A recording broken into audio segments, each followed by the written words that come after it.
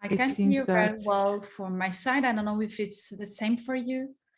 yeah, I think so. I think that the Okay. internet connection, maybe it's a little bit weak, but we'll see.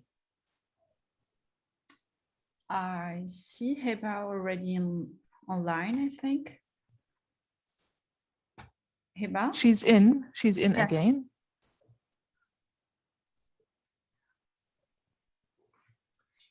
It was Yes, disconnected from your side, Hiba, so maybe you can pursue again. yes, yes. I'm so sorry for that. Don't worry. No worries. Okay. The last research paper judging AMI automated legal assessments. In this paper, this is almost the only research that was done that considered the description logics formalism in building their ontology. They used the R2DL as their DL language. In our proposed crime ontology model, the model consists of eight main classes. The person with its subclasses criminal, victim, and witness. There is a record for each crime that was committed by this criminal. The penalty, the motive, the accusation, and the time and day where the crime was occurred. Also for the crime, the personal crime or a property or incount. The personal crime as sexual abuses, child abuses, robbery count are the crimes that were initiated but not committed, such as the helping or aiding in a conspiracy or an attempt for a conspiracy.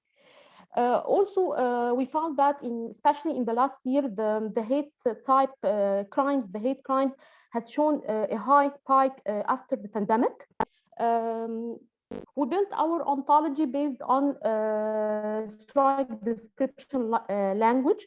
We use strike as our DL because it shows many advantages over previously introduced DL. As we can see that strike can represent disjunctness between classes as in axiom 3 and axiom 4, where criminal and witness has nothing in common as two classes. We also applied, queried our ontology using the Sparkle QL query language that is embedded in Proto-G. For example, in this crime, we wanted to retrieve all the crime categories that were committed by a certain criminal. We wanted to dig deeper in some of the cities in the USA to analyze and understand the change in the crime landscape in those cities. We chose Washington, D.C., Boston, Phoenix, and Denver. We got the Metropolitan Police Department in Washington. For Boston, Phoenix, and Denver, we got the data sets from Kaggle.com. When we analyzed these data sets, we found some interesting points. For example, some records are missing important data at the date of crime, which is a major issue in our study. Other data sets show other records show some crimes that were committed only once and never repeated again in these due to applying strict security policies. So our first step in our experiments is the data cleaning and then the aggregation according to the year of the crime commitment. We found an interesting point here that in 2020, the total number of crimes disregard the type of crime, just the total.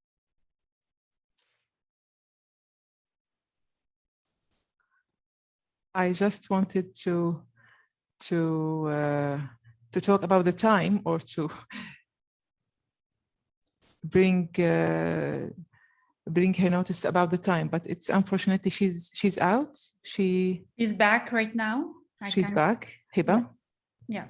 So Hiba, I think we need to finalize this within 1 minute, if we can, please. Okay. Okay. Thank you.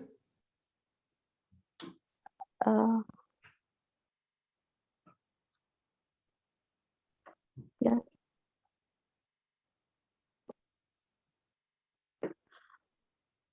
when studying these data sets,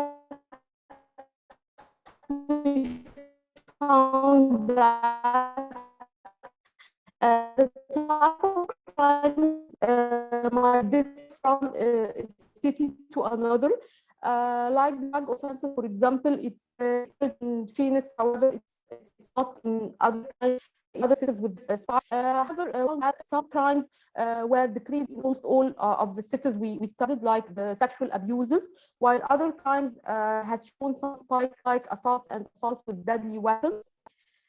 Our conclusion, we were able to develop an ontology-based model that represents our crime data, and this ontology based on strike description logics. We were also able to query this ontology using the Sparkle QL. We conducted different experiments on different data sets to study the effect of pandemic on the crime learning algorithms to predict areas that might greatly suffer from crime abuse. These are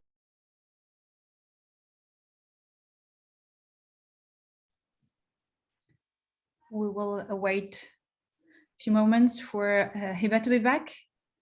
Yeah, she's here already.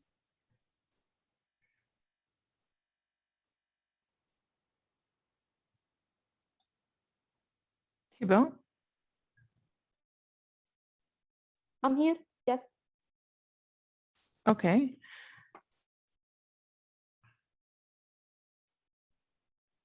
Can we finalize, please? I just ended the presentation now, but I'm not sure I was online or not. No, we didn't hear the ending. Okay.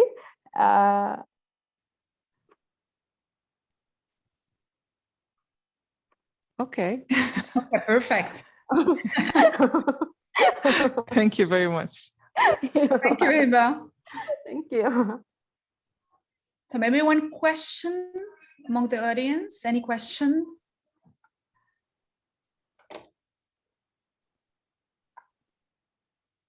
I don't know if yeah, Hiba is here. So I have one question for you, Hiba, if I can. Just about your kind of application. So you propose an ontology-based model, which is a great thing. One of them maybe the major interesting features of ontologies is the fact that we can reuse it in different situations and we can extend it to different applications. And so my question would be about the ontology I've proposed. What kind of concrete application do you imagine for your ontology, and then how you may imagine extensions for your ontology in terms of concepts, in terms of interactions between other ontologies in a meta model, maybe. So what kind of extensions could you imagine for your model? Actually, I wanted to extend this model with part of the work that was introduced in AMI ontology, which is the legal assessments for the crimes. So the ontology not only including the crime and the people who committed the crime, but also the assessment or the penalty that each crime might have according to the circumstances also of this. And I believe it could be a very good background for legal and judge helping applications. Yeah, thank you. You're welcome. Any other question? Thank you very much, Hiba. Thanks for the great effort. Thank you. Thank you. And sorry for the electricity. Sorry for that. No problem. Don't worry. Don't worry about it. Thank you. So we can move straight to the next paper, COVID-19 in Saudi Arabia, a pandemic data, descriptive analysis and visualization. So I don't know with the author who will present the paper. Sana, I think. Yeah, Dr. Sana. Yeah, I will be. Yeah, I can see her. Yeah. Hi, Dr. Sana. Hi. So I will move directly to the presentation.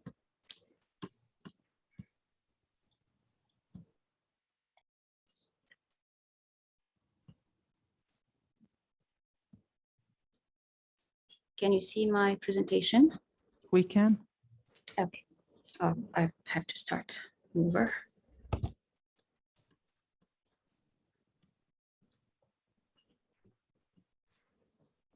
Good afternoon. So today I will give a presentation about our paper entitled COVID-19 in Saudi Arabia, Pandemic Data Descriptive Analysis and Visualization.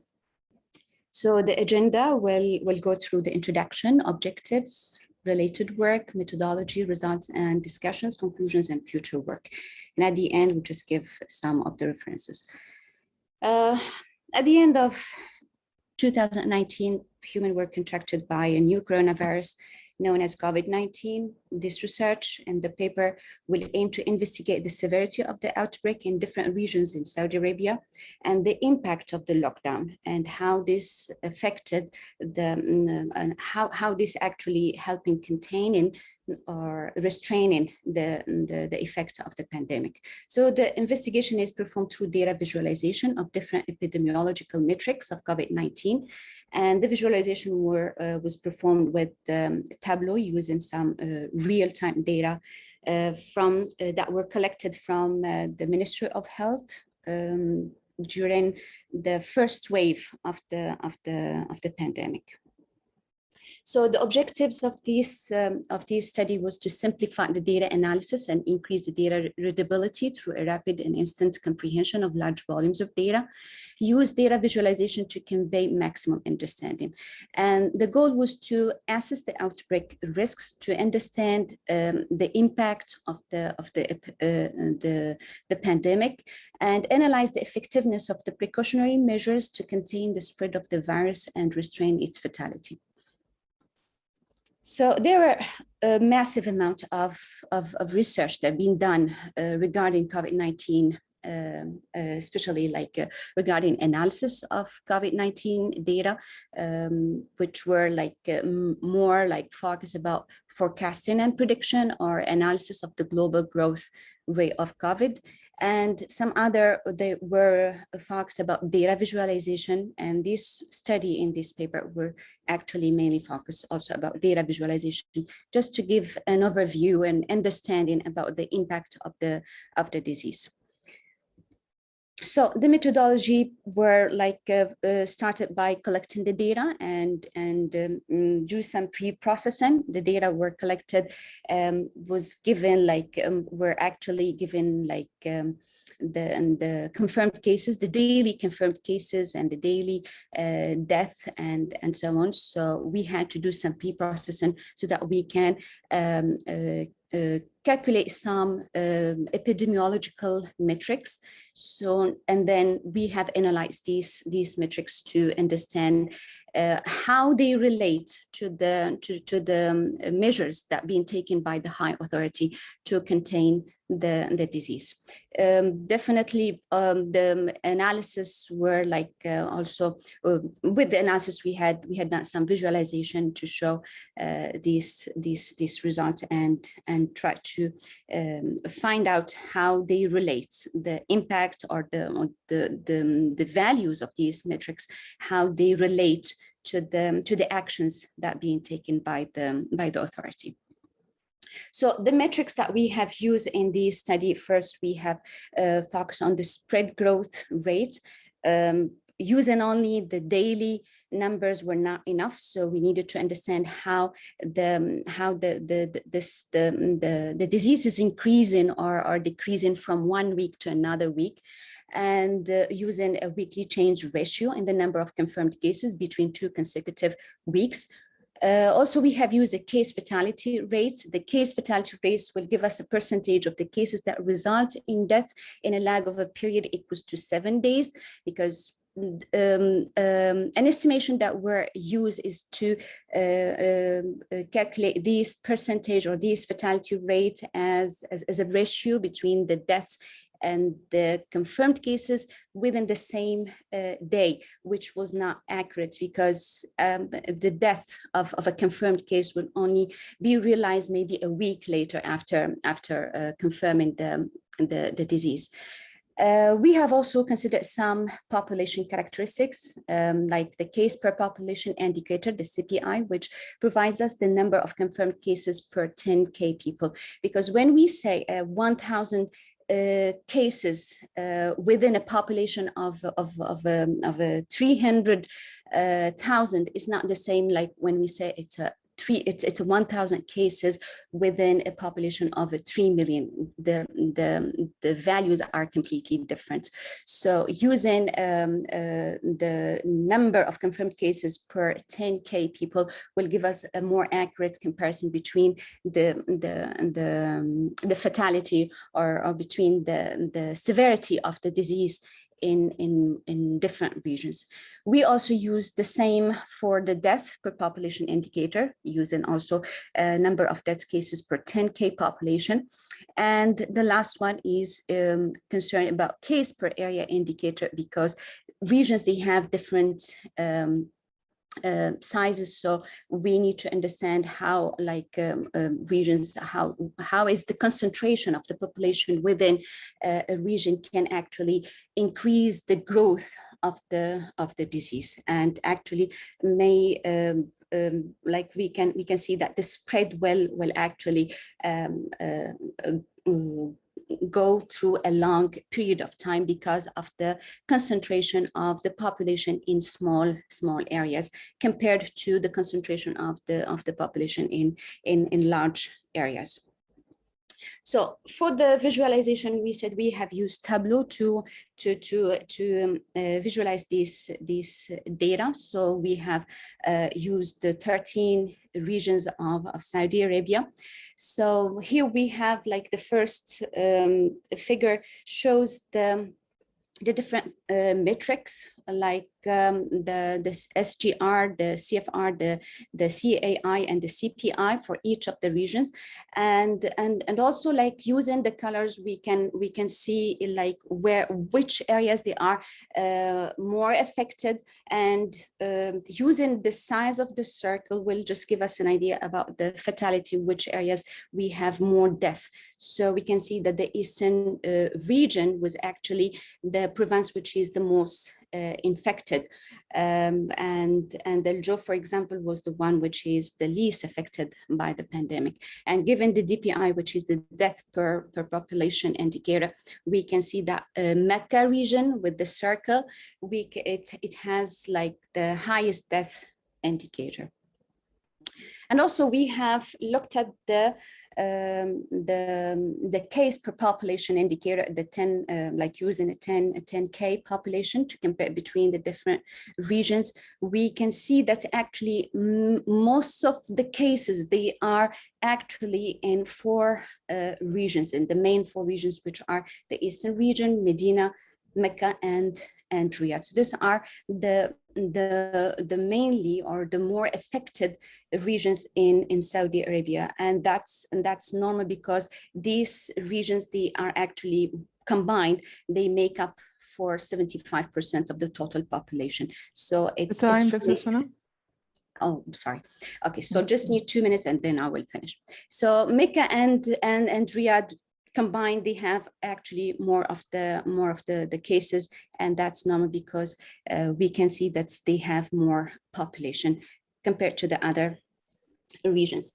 Also, when we looked at the SGR, the spread growth, we have seen that the SGR exceeded 2% in Mecca, and that's why some of the measures were taken, like suspending the flights, domestic, international flights, and also like imposing a curfew and a lockdown has actually helped in decreasing these values. And with the end, we have gradually and partially we have released also the curfew and the lockdown. Same with the fatality, the rate we have seen that using these precautionary measures, we have actually controlled the disease, and we've been able to minimize the impact of the disease in these 4 regions. So as I said, the research was about like investigating the spread and the severity of the COVID-19 in Saudi Arabia, and analyzing these data helped us to understand how the high authority they've been actually managing to control and contain the severity of the disease by taking some difficult and some major decisions and critical decisions to ensure that the disease will be contained. So as a future work, we can extend this analysis by adding also the estimation of the reproduction number to show the extent of the contamination in Saudi Arabia. Thank you so much for your attention. And if you have any question. Interesting, very nice. Thank you very much, Dr. Sana. Would anyone would like to ask any question? If we have any question, ladies and gentlemen. No? I was impressed, to be honest, with the indicators that you just introduced. My question is, are these indicators available in the literature, or did you invent the need of these indicators with the research team, Dr. Sana?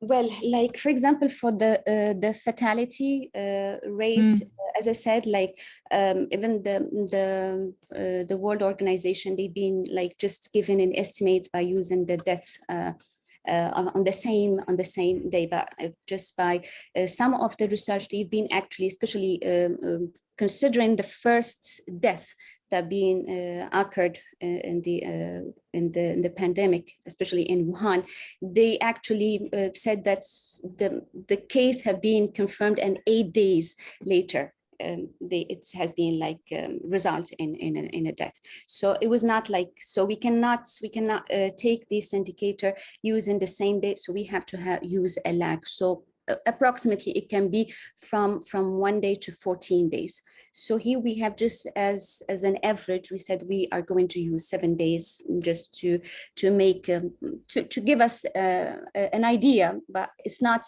definitely will not be accurate till the end of the pandemic. Then we can actually get a clear and the real results about what was the real value of these factor. I agree with you. I agree that's totally right. Do you think that this type of analysis is important in general to do, for example, in the UAE, in Jordan, in Egypt, in any other countries? Yes, this kind of analysis is very important because it will help us in the future to take more actions to control the disease, and be like take rapid actions on how to contain the spread, because it will really make a big difference if we are late, if we don't take the right action. That means like the spread will be higher, and it will take more time to contain the disease. So definitely it's very important to understand how the spread of pandemics, so that we can avoid making mistakes in the future. Very nice, very nice. Thank you very much, Dr. Sana, and for the research team as well. And we are going to move to the last one, the last paper before our break. Yes. Right? All right. With you, Emily? Yeah. Okay, so the last paper before our 10-minute break, coexistence chatbot with Farah. I don't know if she's here. Farah, Aruba, Khalid, Bashir, and Hiba Mahmoud Ismail. Yes, hello. Good morning. Hello. We are here. I'm just seeing to share the screen now. Perfect, thank you.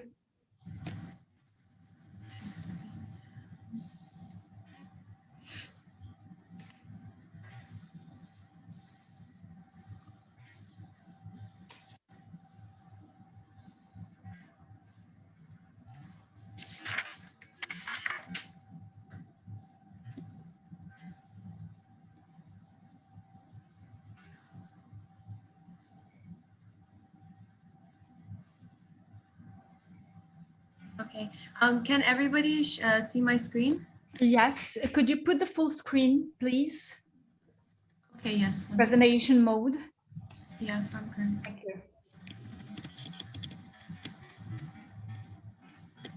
I saw thanks for your time. I say, did we finish? No, did we? No, Yeah. we're starting.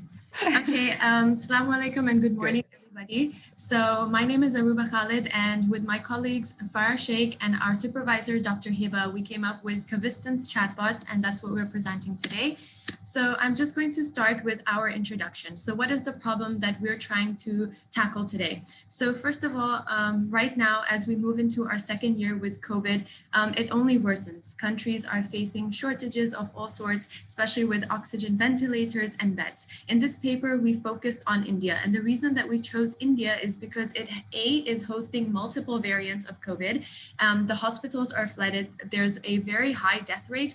And it's come to the point where people are being rejected from hospitals. There are people that have gone to 7 hospitals and they just keep getting rejected. And as a result, they either die on the way or they're just not receiving any care. So what is our objective? So basically, we want to provide a chatbot, which is called Covistance, which is from COVID and assistance. And the purpose is to provide real-time information for availability of hospital beds and ventilators. And right now, we also have in play all these social distancing rules. So this will also help with that. Do you really want a crowd of people panicking and rushing through your hospital doors? Or do you want everything to be systemized and have like a proper way? So this is going to ensure and help with all of those things as well. The second thing is that the results are customized to certain areas. So in this paper, because obviously India is a huge country, for now we're focusing on Delhi, which is a state. And obviously, if you want to do like production level, you can extend to all the states. So now related work. So we looked at like other researches that are done in like chatbots, what's available, what's going on.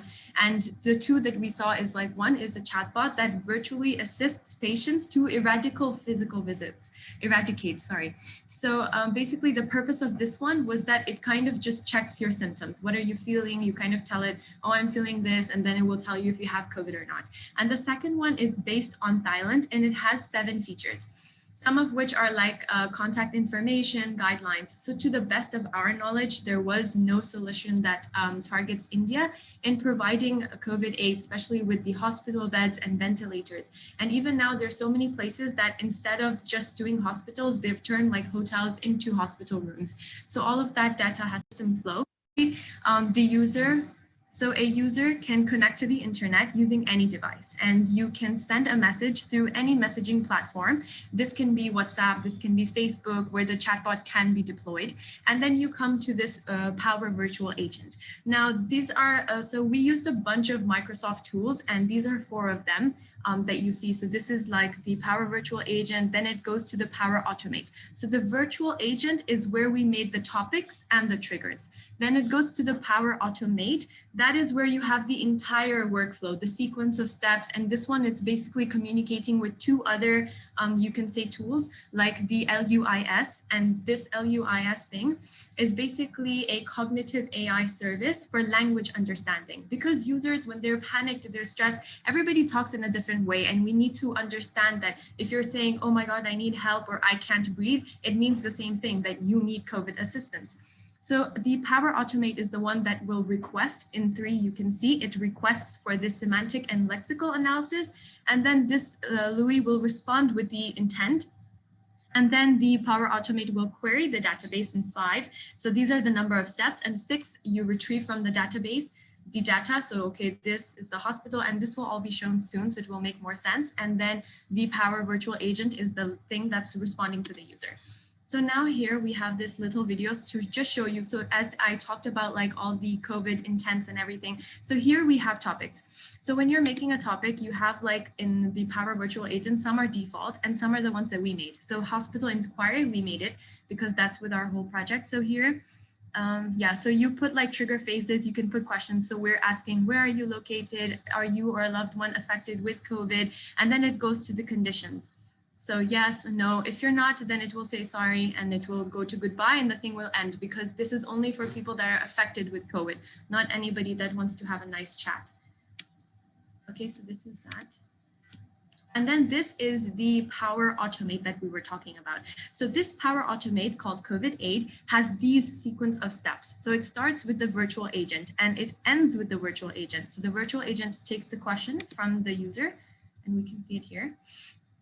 It will take it. Yeah, so it takes the question, it initializes it to a variable, it will get a prediction.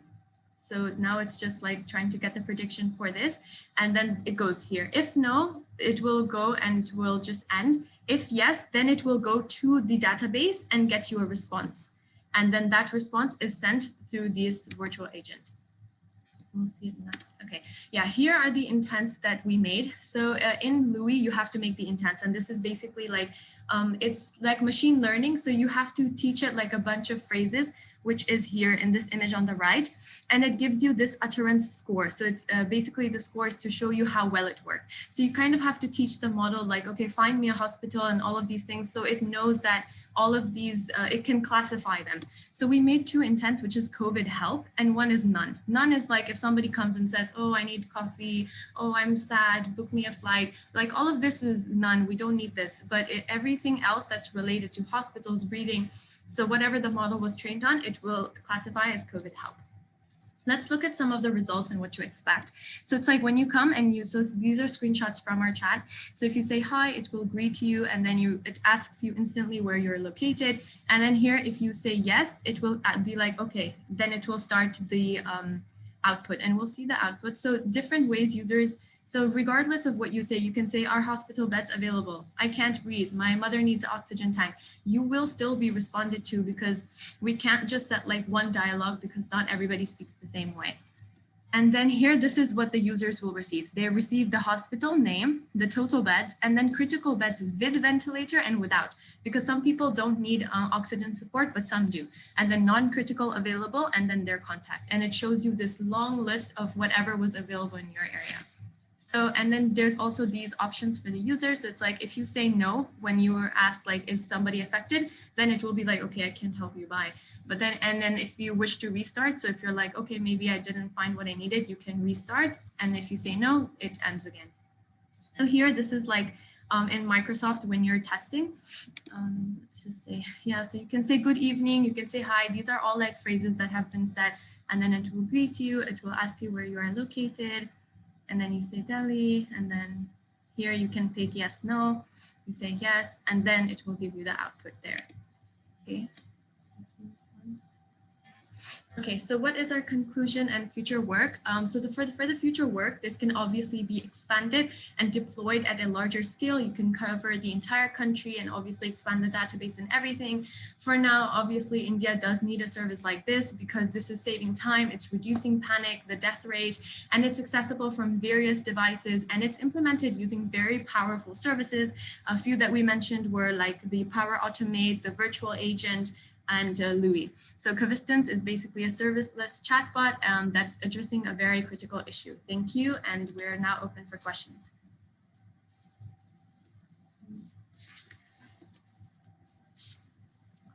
Excellent. Thank you very much. On time. Yeah. Very punctual, to be honest. Yeah, we timed ourselves from before, so I knew.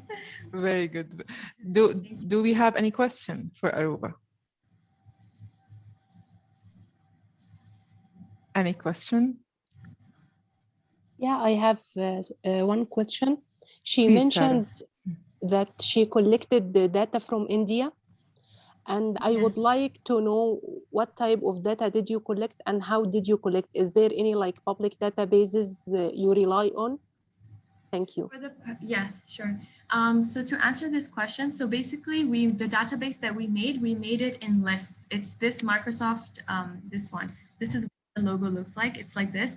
And that's where we made a database. For the purpose of this research, we just inputted data. We didn't really, because if this is to be deployed, we want the data to be in real time because, the numbers keep changing. So it has to be deployed with real time. But for this one, we just used the data. We just made a database by ourselves and we just added numbers just to see if it works. Thank you. Thank you. Thank you very much, Aruba, for your presentation. It's quite clear and very interesting topic.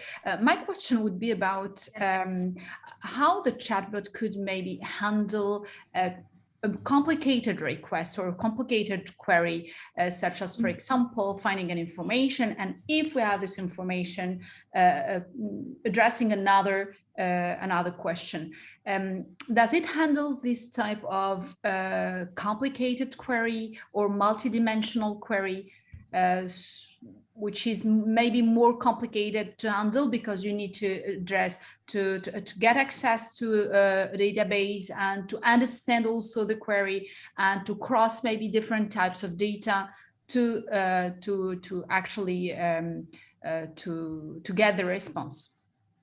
Yeah, for that, you can train as much as you train the chatbot, the more it will learn, because in here you can add multiple conditions, because when you look at like the workflow here, when you add it, you can add different predictions, you can add different conditions, and you can train it. So even in this one, it's like if you make, spelling mistakes, because not everybody will write, "Can you help me?" perfectly. Some people will just CN help or something. So it does kind of take those like keywords like help or oxygen, and then it still will classify them properly. It classifies it to this intents that we made, like with the COVID help and stuff, and we kept it open. So it's like, when you make a topic, so like we have hospital topic, when you set triggers, we kind of left it more open. So it's not, only specific thing that will trigger the COVID response, more things can be added. So it's more responsive. Thank you very much. Thank you. Any other question? Oh, I think we deserve 10 minutes break right now. And then we will be back for the next papers. Thank you very much for all the participants. We will be back in 10 minutes. In 10 minutes, inshallah.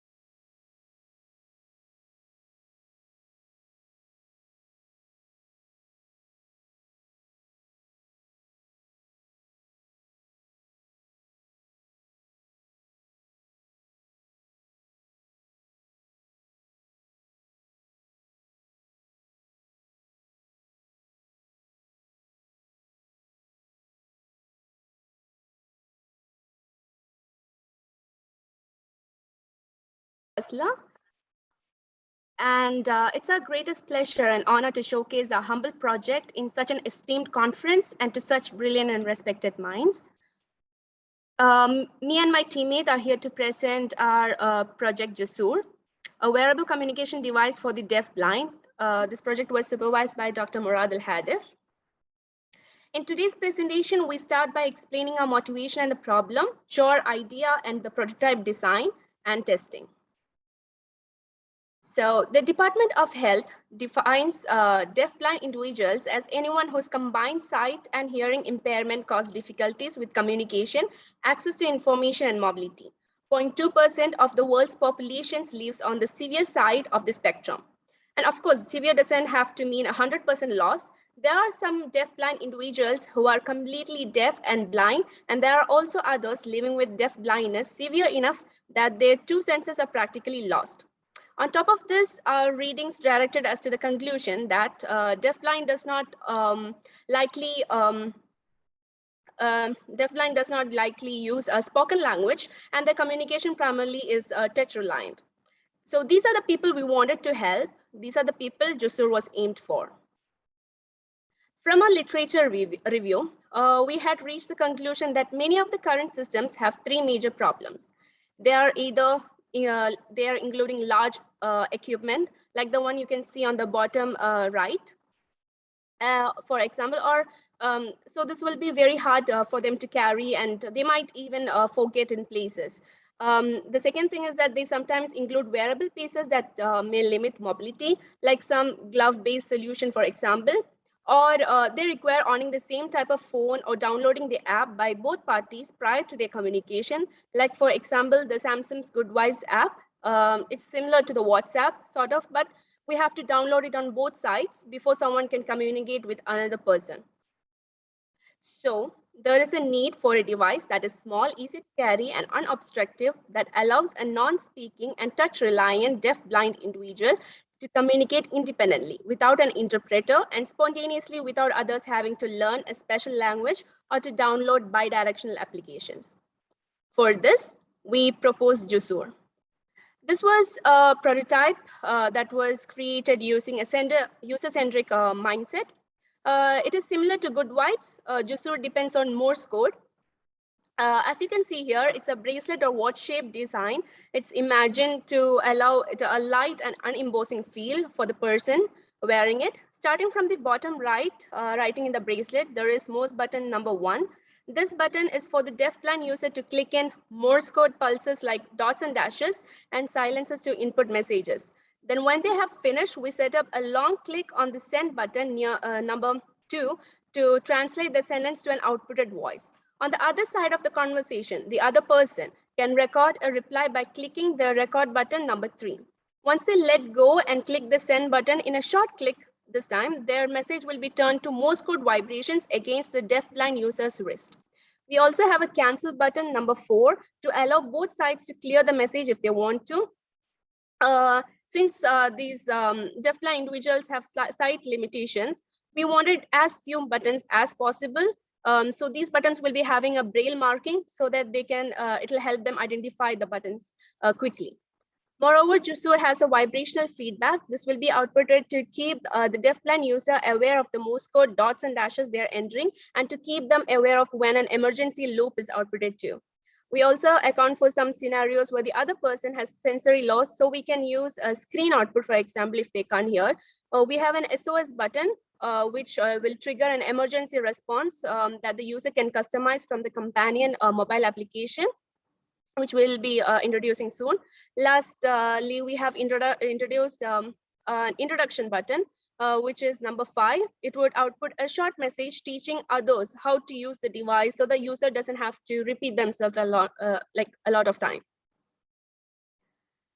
So to continue, we made an experimental prototype that gives an idea of what we are proposing. We use this hardware components and circuit, as you can see in the diagram. The brain of the hardware is a Raspberry Pi on a board computer. In it, the Node-RED server is installed and started on boot. We also have the 6 push buttons for each of the functionalities that we just explained. On the right, you can see a sound card connected through USB. Since Raspberry Pi does not have one, we connect the microphone to the jack of the sound card and the speaker to 3.5 mm jack. But it is also possible to connect headphones with both speaker and microphone to the sound card. Above it, you can also see the LCD screen with 2 lines. This LCD is connected with an I2C interface to the Raspberry Pi. To the most left, we have the vibrational motor circuit, which we simplified in implementation with a module. The Raspberry Pi can operate on a 10,000 milliampere power bank and stay for at least 10 hours. But to avoid charge time, we are using USB cable connected to a plug-in. So the prototype works like this. On the far left of this model, the caretaker of the deafblind customizes the Jusur device preference, such as the gender and tone, emergency actions, and so on, using this mobile application. The mobile application is built on Android Studio, and it securely authenticates the user with the Firebase authentication service, and then saves the preference in the Firebase 5-star database. On the right side, you can see 2 people, the deafblind and another speaker. They start a conversation using the buttons on the device. Node-RED, the server of our choice, is placed inside the device. It reads the button state and performs the functionalities accordingly. It also retrieves the preferences from the 5-star upon each update made by the application.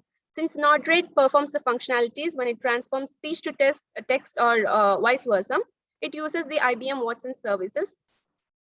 As for the emergency, when the deafblind wants to indicate an emergency, they can do so by pressing the emergency button. If the call preference is enabled, Node-RED uses the One-Age Voice API service to call the specified number entered in the mobile application. The mobile application will be used by the deafblind caretaker, as I just said before. It supports Jusur with a user-friendly application that can help users customize their device. The caretaker user journey in the application shown in this figure, it starts with a splash screen with a Jusur logo. The user can register, log into the application where they will be verified an OTP number sent to their mobile number. After verification, the user is offered with a general account options such as viewing, editing, updating passwords, choosing the device preferences, etc. If they select to choose their device preference, they are taken to another menu that can lead them to the customization pages, either the introduction message they can customize, or the voice they can customize, or the emergency actions they could also customize. So before we conclude, we wanted to quickly demonstrate a sample of the experimental prototype testing. So you can have a better idea of the prototype. The sample test, it's converting the Morse code to speech. In this text, we input Morse code of Hi GM, as shown here in dots and dashes. Hi GM is an abbreviation of Hi Good Morning. We are allowing abbreviations for non-sentences, so it can be inputted faster. Once it's inputted, we press the send button and it is outputting the LCD and as voice from the speaker, as you will be hearing and seeing it now.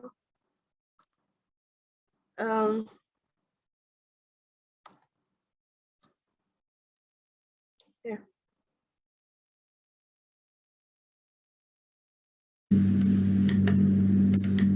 So now we are pressing the Morse button.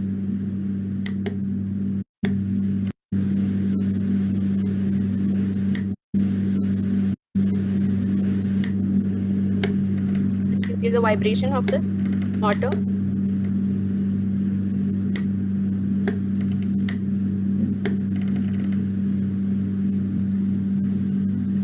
Now we're sending.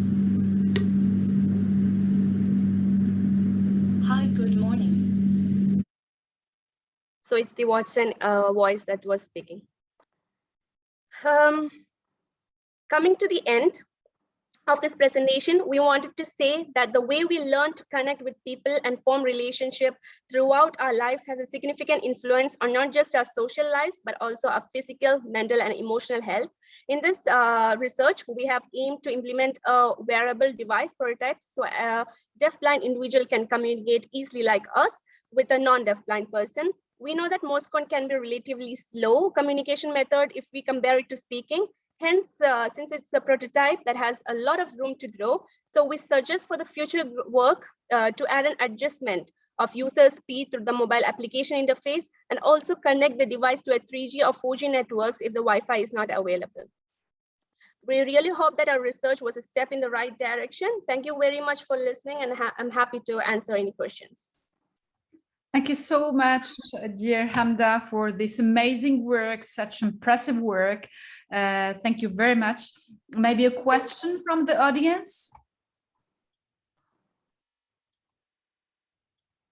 Okay, my question would be about your prototype, so the physical prototype, which is great to have it.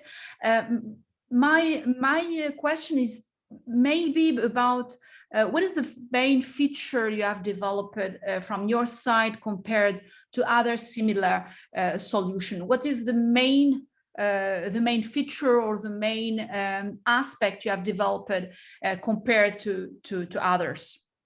Okay, so for this, answering this, when we looked at the literature reviews, we had the Samsung application, but the deafblind, if that person have to speak to someone, the other person should also download the application. For our device, the other person do not have to download the application. It's just about this device. The other person can just record with the voice, and that's all. The communication is just like us, where they can be independent. Okay. Have you tested your solution with potential users or not yet? Basically, we had contacted the deafblind organizations, and so from there we had taken a lot of crucial inputs. But as of COVID, we couldn't actually get in touch with a person. But we did test with our family and friends by telling them to close their eyes and test it. Okay. If they can, yeah. Thank you very much. You're welcome. It's my pleasure. Thank you so much for this great opportunity. So let's move now for the next paper. Does team integration affect the successful implementation of digital transformation? Anissa, don't know if she's here. Yes. Yeah, I can see you. Nice to see you, Anissa. Thank you. So the floor is yours. Can you just give me a minute to grab? Yes, sure.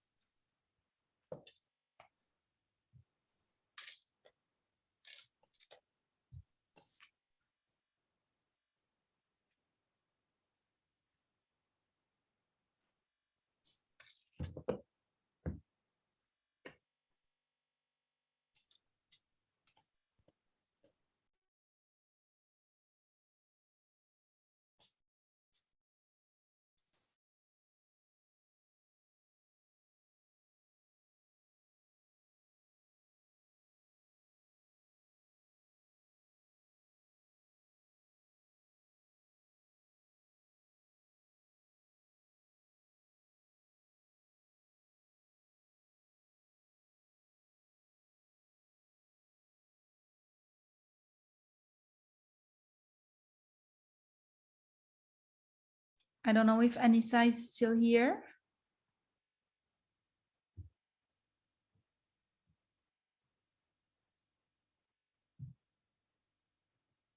Anissa? Analysis.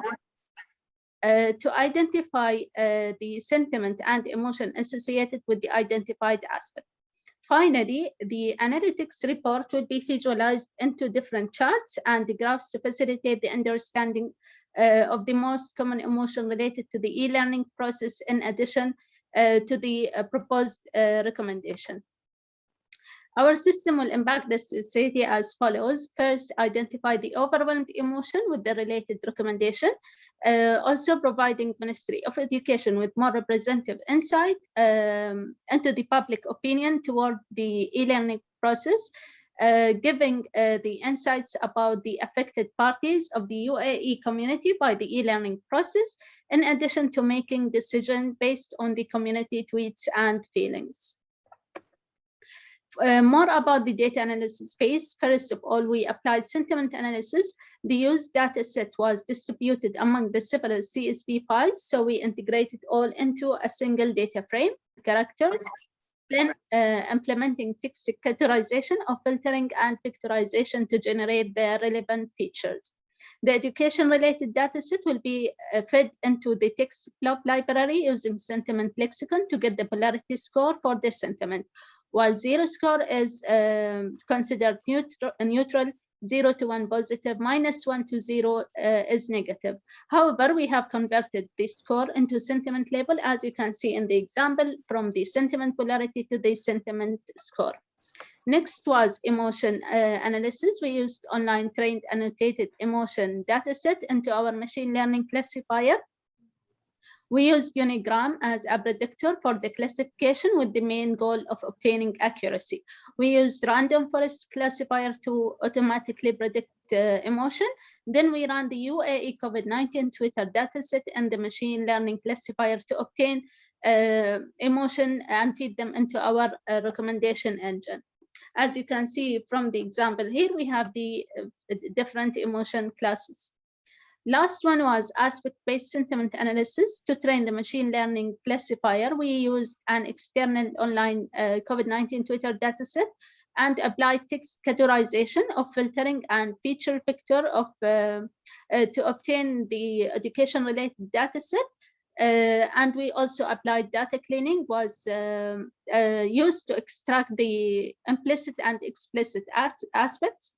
We did the score aggregation to get the feature factor extraction using skitlayer. Finally, we imported the UAE COVID-19 Twitter dataset in our machine learning classifier to obtain the aspect. As you can see in the example here, we have 5 aspects identified from the dataset. As you can see here, we have different screenshots of our user interface or our dashboard. As you can see, we have the 3 filtering parameters, and the report analytics was shown in different graphs and charts to facilitate the understanding. And in order for us to proceed with our project, we actually conducted 2 types of experiments, online and offline experiments. Today's presentation is going to go through the offline experiment. We have we will show the emotions experiment results and then the aspect-based sentiment analysis experiment results. As we can see in our emotions experiment results, we have actually used 4 different machine learning classifiers and measured the results against 4 performance measure evaluation. And as a result, we can find that the random forest has actually scored the highest in accuracy. We can see that the results for precision and for recall are a bit close in numbers. And therefore, we have actually implemented random forest with our emotion predictions. And as for the aspect-based sentiment analysis experiment results, again, we measured with 4 different machine learning classifiers against our same 4 performance measures. And we found again that random forest has the highest accuracy.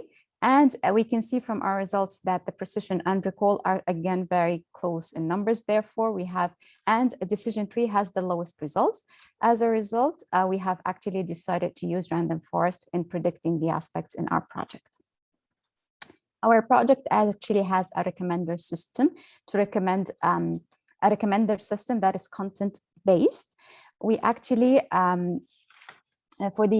for that, we actually, it measures the similarity between the different, the instances between the tweets and what we have created. We looked at the different term frequency to obtain the similarity of tweet features with our model feature.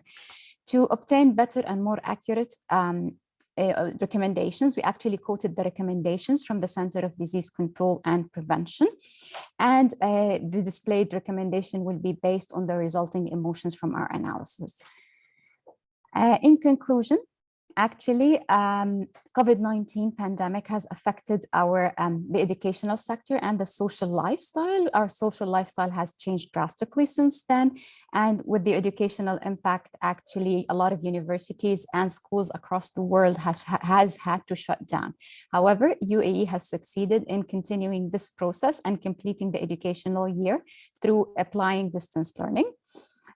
In our project, we actually analyzed the English tweets, and as part of our future work, we would like to provide more analytics based on the Arabic tweets. We also would like to expand our Twitter data range that we have implemented, we have used in our data set. And as a team, we actually had a lot of knowledge and skills that we have gained, and we worked together as a team to gain these experiences, and we grew closer as a team with all what we have gained. I would like to thank you all for listening. We have reached the end of our presentation. Thank you so much for your time and for your attention. Thank you very much, Dana, for this clear presentation and for all the insightful information. I don't know if there is any question from the audience for Dana and Hajar. No. So I would have one question about your case study. So in particular in e-learning, in learning concerns, could you give us examples? You mentioned before explicit as well as implicit aspects. Could you give us examples of these explicit and implicit aspects in e-learning? Sure, something like the aspects here we have actually, based on our exercise and our experiments, reached into aggregating into 5 different aspects, educational right, financial security, job security, safety, and death. Well, in e-learning, you wouldn't think about financial security sometimes, so that's kind of not a direct consequence. However, in our project, we took that as an important aspect. A lot of people had issues regarding their job security, which leads to financial security, which leads to them paying tuitions. They thought about paying tuitions in e-learning, in schools, whereas this led into a direct consequence to people's emotions regarding e-learning. Financial security was not a direct thing, but it affected the emotions, whereas something like educational rights was direct. People had the right to continue their educational years, and distance learning has provided them that. I don't know if this answers the question. Completely. Thank you very much. Thank you. Thank you so much. So I don't know, Anissa, are you here? Yes, I'm here. Welcome back, Anissa. I apologize for this. I'll try to share it again.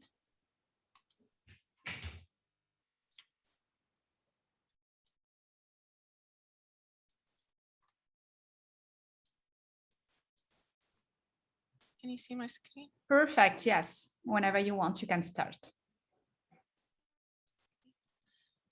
Can you see my screen? Yes, perfectly. Thank you. Thank you for your time. I'm Anissa, Head of Academic Computing Section at University of Sharjah and PhD student at British University in Dubai. Dr. Khalid Al-Mari is with me, Dean of Research at British University in Dubai. We'll be covering today more social and management concept, where we are studying here if team integration affect the successful implementation of digital transformation. I will be covering today the main research problem and highlighting research objectives and question, in addition to few research work that we referred to and methodology process we have been covering, and conclude by results and discussions. The research investigate the alignment between team integration and successful digital transformation in UAE in higher education sector in specific. In the recent decade, digital transformation initiatives are implemented rapidly in different sectors using the latest digital technologies. However, there are some practical and theoretical gaps observed. I will be mentioning a few of them. First of all, there are many of those digital transformation initiatives fail due to organization barriers exist in the organization itself. Additionally, in general, it is noticed that the education sector itself is often is not an early adopter due to many reasons for technology itself, by focusing more on faculty, academics, students, and research. Therefore, digital transformation initiatives in the education sector more a bit slower than other sectors. Faculty, of course, and administrative staff are mainly comfortable in their habitats and to their regular work. the perfect project, the more perfect plan exists, the more you really give to this project. But sometimes there will be always unexpected issues happened, since we are talking here about teams, or especially if there are several teams involved in this project, due of course to the huge diversity exist between teams. Belongs to different regions, cultures, languages, technical skills, and backgrounds. And from theoretical gap, several researchers have been studying the digital transformation aspect in government, school, and health sector also, but we couldn't find a huge investigation in the education sector, especially the universities. Also, in addition to this, many researchers focus on the project managers, focus on organization level change and other aspects, and not focusing a lot on team integration aspect on this. Therefore, the main objectives of this research is to determine the key integration or the main integration aspects or values that contribute to successful digital transformation in any organization, especially in higher education. And I can see here the research questions too. Those are just a few selected research. We refer to the 4-dimension digital maturity module, where it focuses here on technology, culture, organization, and insights. Additionally, another framework that contribute to successful digital transformation also analyze or highlight 4 main dimensions: the digital, customer, and business and analytical dimensions, highly affecting the successful implementation of transformation. I'm just highlighting here quickly the research or literature review, that the process we have been following, starting from gathering the best researchers, research on both domains, digitalization, digital transformation, and also in the integration, team dynamics, team integration, and team spirit domain. We focus also on quality. Quantity also was an important for us to gather as much past studies, and also quality of research was also a concern, where we focus on highly scopus and highly indexed research.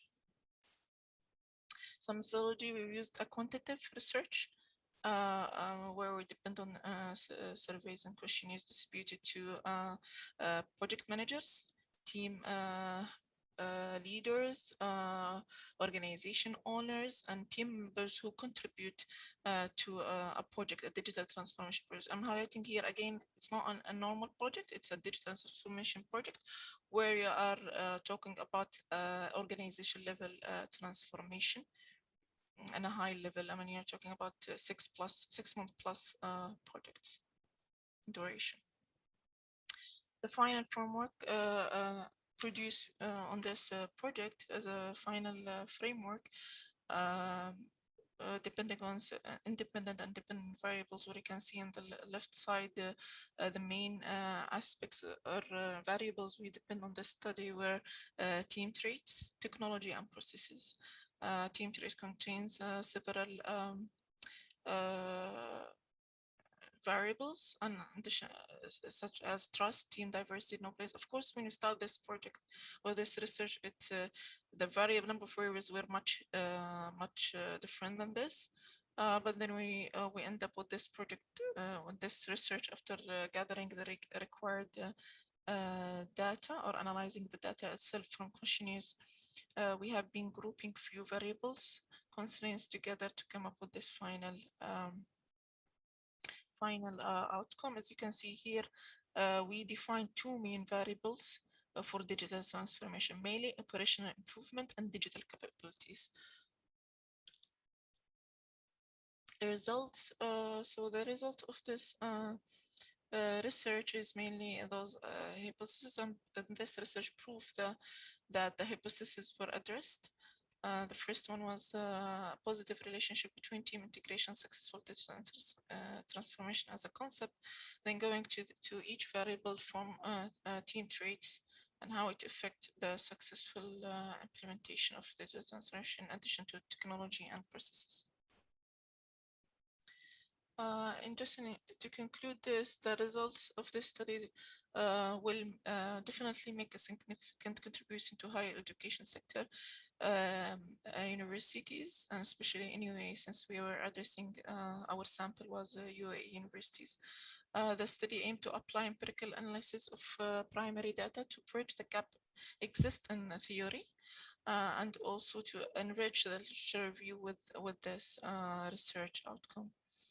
And also this research will be a very good, or the framework of this research will be the best guide for organizations, for team managers, for project managers to study or to study the group aspects or the team aspects before start involvement in any project. It will also be a good guideline for HR, for human resources team managers when they interview any type of teams or team members in digital departments in IT and other departments where those teams will contribute, work together. So it will be more viable for them to follow, to make sure that all those variables exist on those teams that will be joining the institute. Thank you for, I mean, that was a very quick due to the time limitation, and hope you enjoyed this. Thank you very much, Anissa, for your clear presentation and for this amazing topic. Any question for Anissa?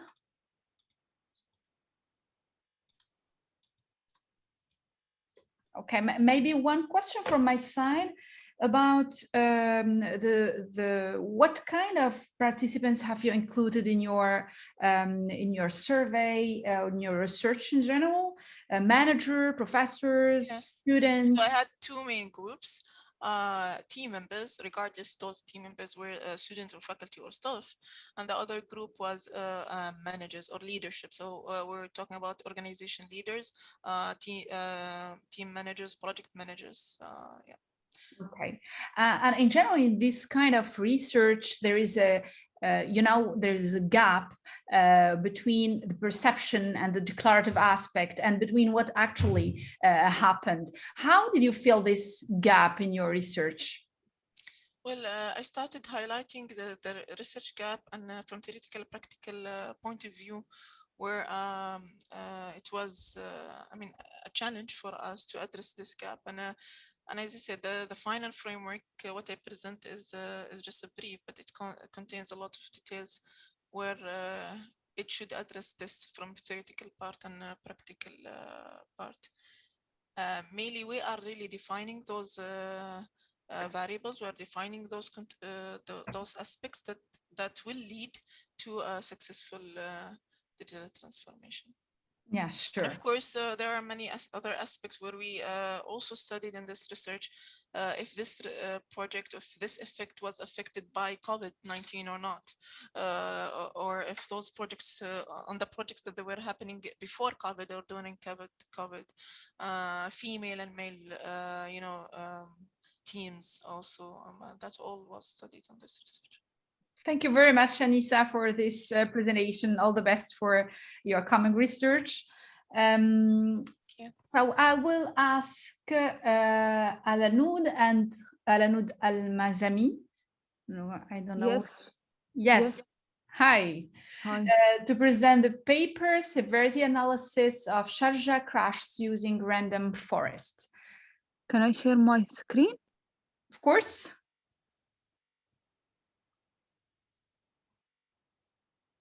Sean? Yes, now. Assalamu alaikum. My name is Al-Unoud Al-Mazmi and my supervisor is Dr. Khalid Hamad. My paper is about severity analysis of Sharjah using crashes using a random forest. So the agenda is a background, goal and objective, methodology, result, and conclusion. A background. Road traffic crash are among the top 3 cases of death of people between the age of 15 and 44 years old. Unfortunately, this problem has grown significantly in the last decade, and according to the World Health Organization, 1.35 million people die yearly because of road traffic crash. So, over the past 5 years, decade, the oil explorations in the United Arab Emirates has a significant target change in the economic, demographic, urbanization, and development.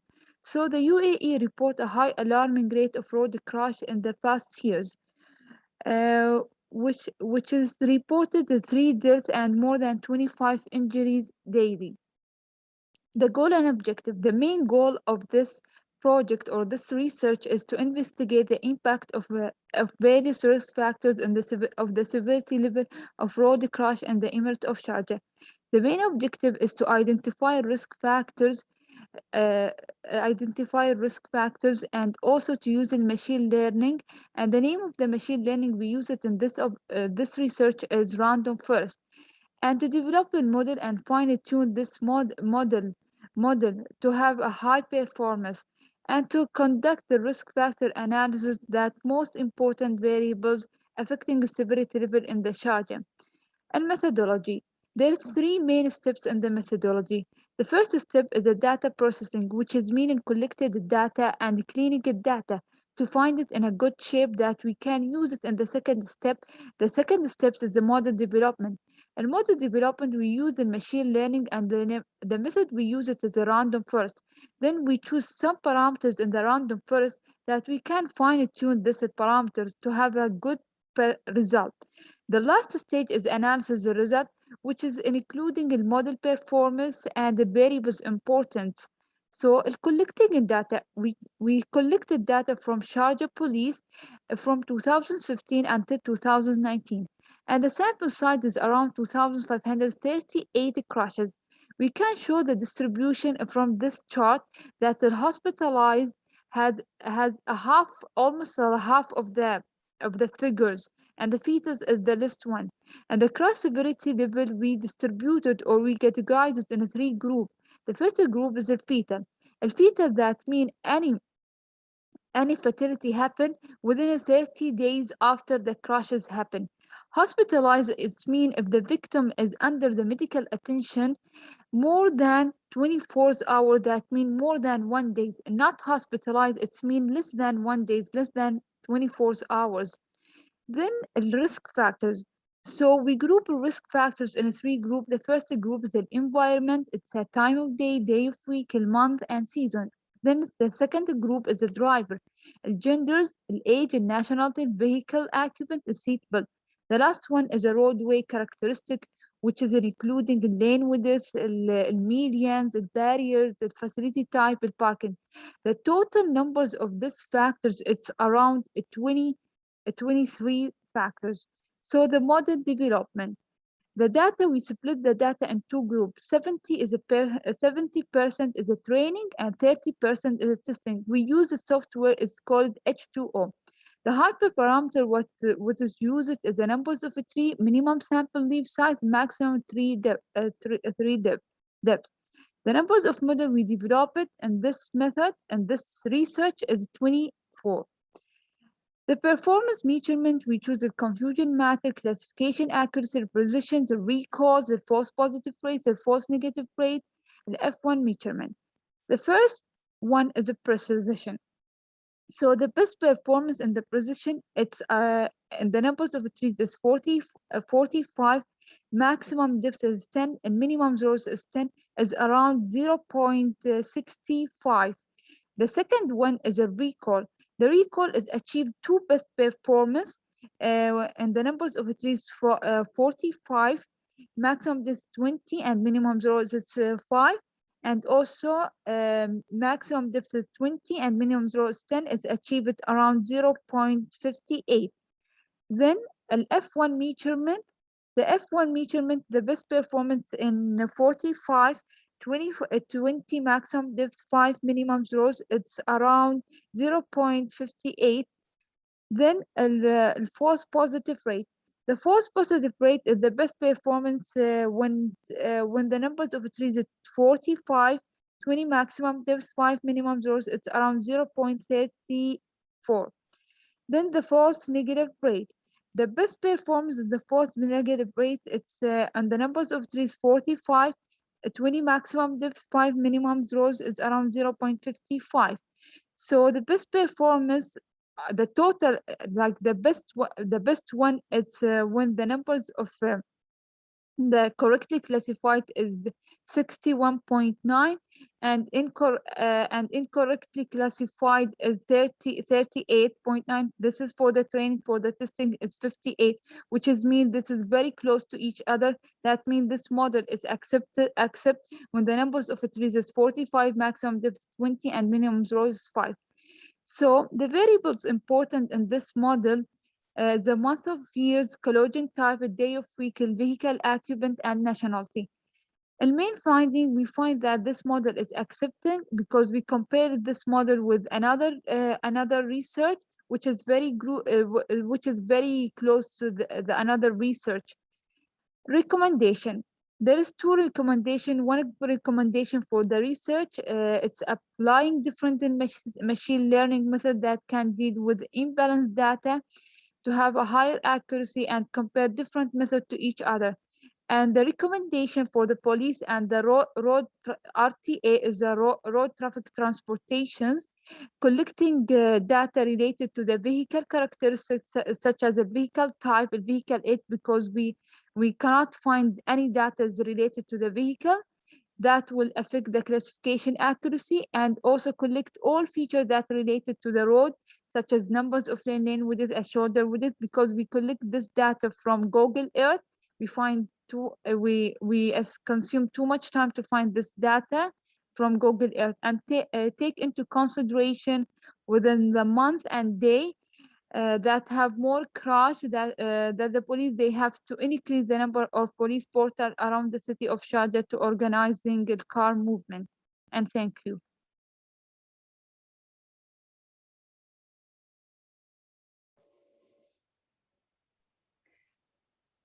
Thank you so much, Al-Anoud, for your clear presentation. Very insightful and interesting topic. My question would be maybe about your data sample. Could you give us more information about your sample?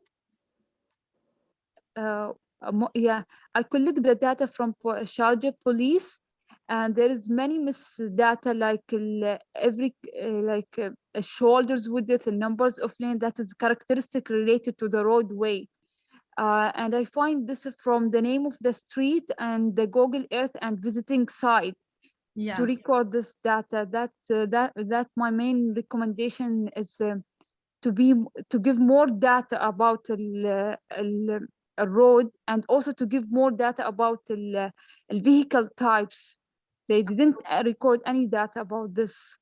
Yeah, because ideally, I imagine that you maybe plan to cross the data you have already collected with other types of data to make more, or to get more insights about to prediction, or to avoid some critical situations, and so to be more impactful as a recommendation, right? Yes. Thank you, Al-Anoud. Very interesting, to be honest. Very interesting. Yeah. I would like to ask Al-Anoud one question, if possible. Yes. Why did you use the random forest? Is there any reason for that? Because when I wrote the literature review, I saw many different methods, and I applied but the random forest is given very incorrectly, and correctly classified. Incorrectly classified is good, and also it's very near to the training. The training and the testing data is very close to each other. That means there is no overlaps between the data. What I see in other method when I try another method. That's why I'm choosing the random forest. Very nice. Thank you very much. Thank you. Thank you. Any other question? No. Okay. Thank you again, Alanu. I will let Dr. Fatten introduce the next paper. To the last paper in this session, not before the break, I mean. Yes. So we do have another paper with Manal, and she's here. I can see her. Welcome, Manal. Assalamu alaikum, everyone. I hope you're all doing well. We are going to listen to Manal about review and adoption concept extraction in weak signal detection in competitive intelligence. Isn't that right? Yes, that's right. Thank you. The floor is yours. Thank you so much. Do you see a presentation? Yes, we can see your presentation.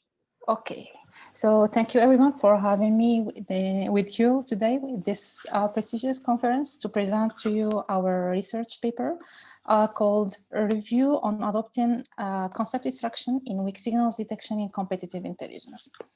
So the outline will be as follows. We start with introduction. We'll have background overview of competitive intelligence and weak signals extraction, weak signals detection. We'll then see an overview of concept extraction, definition and process. We'll see some methods, approaches, and we'll finish with conclusions and future work. So we all know that the goal of every company is to maximize the profit, and this creates a huge competitive environment. So for this reason, anticipating future changes are becoming essential to every company to monitor its competitors, leading to what is called early warning signs and detection. So companies need first to detect weak signals, assess their weakness, assess them, and then strengthen them to track their evolution in time, resulting to early warning signs. However, this type of activity requires a human expert's opinion, which is costly and very time-consuming. So our motivation is to fully automate this early warning signs process detection. And we start first with scanning weak signals. So in this presentation, we will focus on the first part. So we'll try to explore concept extraction methods and approaches to understand the convenient approach for weak signal detection and to adopt the best approach to ensure full automation in detecting weak signals. So let's now move to a background overview. Literature shows a variety of definition for the term competitive intelligence. So it's a process of giving insights into what might happen in the near future concerning competitors. It's also a process of obtaining useful knowledge concerning competitors. One of the crucial keys to successful competitive information securing is studying the future and to lead into what is called foresight studies. Many methods ensure foresight studies, and one very famous is weak signals detection. So weak signals is not a new concept. It has been used since the 70s by Ansoff. He is a pioneer of this terminology, and he defined them as the symptoms of possible change in the future. We can also define them as atypical data that can be transformed into factors of future changes for conducting anticipatory actions. Concepts extracted from documents can be viewed as most information holders. So we decided to ensure automation of these scanning weak signals.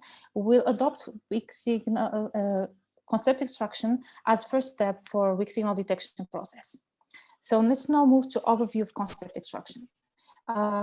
This technique, concept extraction, is a technique of extracting from documents the most important concepts. It is derived from key phrase extraction in information retrieval and text mining fields, and it's very useful for document categorization, clustering, summarization, etc. So technically, a concept C is a pair of T and D, where T represents set of n distinct terms, and D is set of documents. So this, So this pair C can be defined as by its instantiation and extension, where the extension is all documents in D that belongs to the concept, and the intension is set of terms in T shared by these documents. The process of concept extraction is basically consists of two steps. The first one, candidate concept selection, which is extracting a list of words and phrases that serves as candidates, key phrases, using some heuristics like removing stop words, extracting n-grams, etc. And second step is concept determination, which helps determining which of these candidates concepts are correct key phrases using supervised approach or unsupervised approach. So for the methods, literature shows a very large number of methods proposed by many researchers. In this presentation, we'll focus on most famous methods, 5 most famous methods, and we'll actually explain each one. So let's start with automatic concept extraction. It's an unsupervised method proposed to help user performing searches using search engines. For a given set of web pages extracted, ACE, automatic concept extraction steps are tokenization. In this method, it is based on blank space, turn frequency, which is calculated from a single document, and then assigning score to each of them. We have HTML scoring. HTML scoring is based on this table. So for example, the tag B, which is meaning bold, has weight of 0.8. So it's proposed by this method. We then have concept derivation, then concept minor, which is combined score that assigns the weighted sum of both frequency score and HTML score. And the output will be set of concepts. Yeah. So second method, it is automatic key phrase extraction, KEA. So it's efficient and practical algorithms. It is a supervised method using naive Bayes approach, unlike the first one. So KEA consists of 2 stages, training and extraction, and it is part of machine learning toolkit WIC. The training stage consists of 5 steps. First, choosing candidate phrase. We'll calculate some features like TF, IDF, and first occurrence. To reduce the size of training set, we discard any phrases that occur only once in documents. We'll then choose set of candidates, which are human authored key phrases. And finally, a naive Bayes model is built based onto the features above. We then move to extraction stage. So KEA uses the model built previously in the training stage, and each candidate is assigned a score, and candidates with score above with certain threshold as taken as concept. Third method is improved concept extractor. So as the name showed, it is an improved of IC method used for topic-based opinion mining, and steps are 5. So 5 steps. So text tokenization is based here on non-alphanumerical characters, not like blank space in the previous version. Respect of tag boundaries, so no combination of tokens from HTML tags. We have combined scorer, not like normalized scorer in ACE method. A new scorer, which detects whether there is an overlap and extracts the concept irrespective of TF and HTML weights. And finally, application of Porter's time. Fourth method is GenX, genetic algorithm for key phrase extraction. It's automatic key phrase extraction system as a supervised learning task using genetic program. GenX has 2 components, genitor genetic algorithms and the extractor key phrase extraction algorithm. These methods heavily depend on heuristic, rule predefining and tuning, and the extractor components take documents as an input and generates a list of key phrases as outputs. So it's supervised technique. Final method, 5th one, is latent semantic indexing, LSI. So it's automatic mathematical and statistical technique for extracting and inferring relations of expected contextual usage of words. It allows us to closely approximate human judgments of meaning and similarity between words, allowing also to predict the consequences of word-based similarity between documents. However, it is computationally intensive with large data set. So now that we have these methods, we'll explore some approaches of concept extraction. So as we defined before, the process has 2 steps, and we'll focus now on concept determination, which has supervised and unsupervised features. So supervised approaches research on supervised approach to key phrase extraction has focused on two issues: task reformulation and feature design. This task reformulation consists on building a model to predict if a given candidate is correct concept. So like binary classification, concept or non-concept. It has two limits: human annotations and problem of better concept. Many supervised algorithms can be used, like multi-layer perceptron, genetic algorithms like we see previous method, etc. And for second issue, which is feature designed, so it is to present an instance for supervised key phrase extraction and can be divided into two categories: within collection features, like statistical, like TF, IDF, and structural, which focus on the location of the key phrase in document. External resource-based features computed based on information gathered from resources other than the training document. So it's like from web, WordNet, etc. The second category, which is unsupervised approach, can be regrouped into two approaches, like graph-based ranking and topic-based ranking. The graph-based is like based on relation between concepts and can be constructed as a graph. So the importance of candidate's concept is defined in terms of how it is related to other candidates in document. So example like co-occurrence and semantic relatedness. The topic-based clustering is grouping the candidates concepts into topics. So one of the motivation behind this approach is that the extracted key phrases should be comprehensive in the sense that they should cover all the main topics in the document, which somehow is very close to our main research, which is weak signal detection. So one of the most used approach is topic modeling. Topic modeling consists of extracting topics from documents, and famous model is LDA, latent Dirichlet allocation. It rearranges words into buckets, representing topics until it estimates that has found the most likely arrangement. And in literature review of weak signal detection, LDA is very widely used by all versions, like dynamic old version and new versions, to detect hidden information potentially referring to weak signals. So conclusions, the concept extraction area is extensive. It creates many research leads using large number of techniques and approaches. So explore the most famous methods and approaches, and in future works related to weak signal detection, we will adopt topic modeling as main approach, and specifically LDA, because after all this review, we found that LDA ensure automation and non-human intervention and no human annotations, etc. So it's like full automation of concept extraction. So LDA is like the best choice for early warning science process. So thank you, everyone. I hope you enjoyed our presentation and I welcome your question. Thank you. Thank you, Manal. Thank you very much, Manal. Thank you. Any questions?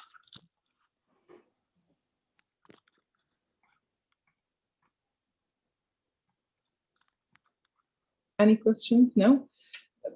To be honest, it's not a question that I was thinking about. I was thinking maybe that the last slide answers part of my question. Which one would you recommend? I saw that you are recommending LDA because full automation. I don't know, did you use LDA in a real example? Yes, exactly. So we have many experiments, and basically when using LDA, it ensures automation.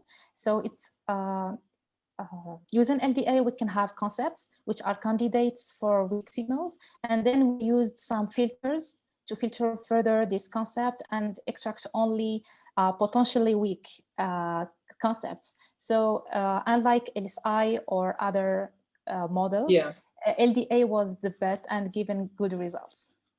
I'm really excited to see the results of the next step. So thank you very much. Thank you so much. I will be waiting. Thank you. Thank you so much. Thank you.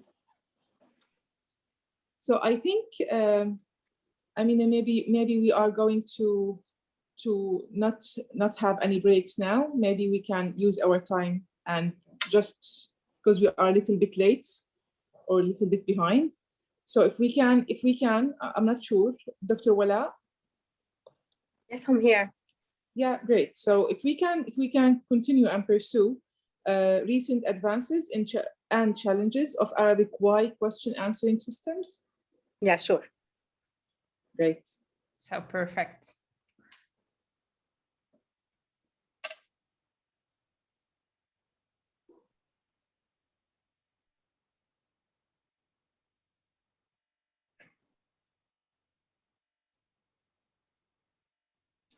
Hello, everyone. My name is Wala Saber, Assistant Professor at Emerson College of Technology. The title of my paper is Recent Advances and the Challenges of ArabWIC question answering system.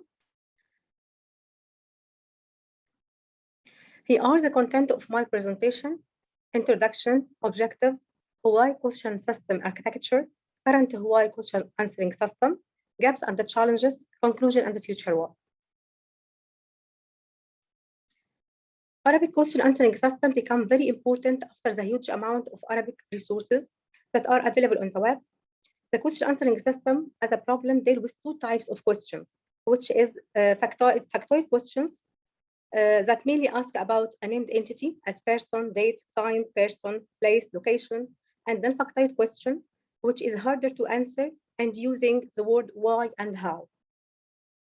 Answering a why question is not an easy task, as it requires deep semantic processing, and the system might need the analyzation of several documents, the extraction of multiple passages, and the combination of them to present the answer.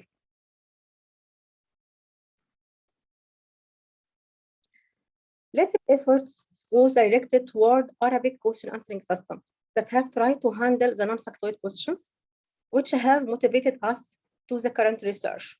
So here are the key objectives of our research: that to compare among Hawaii question answering system of both Arabic and non-Arabic languages, detect the gaps and the challenges which exist in Arabic Hawaii question answering systems, highlight the future trends to guide the new research in this area.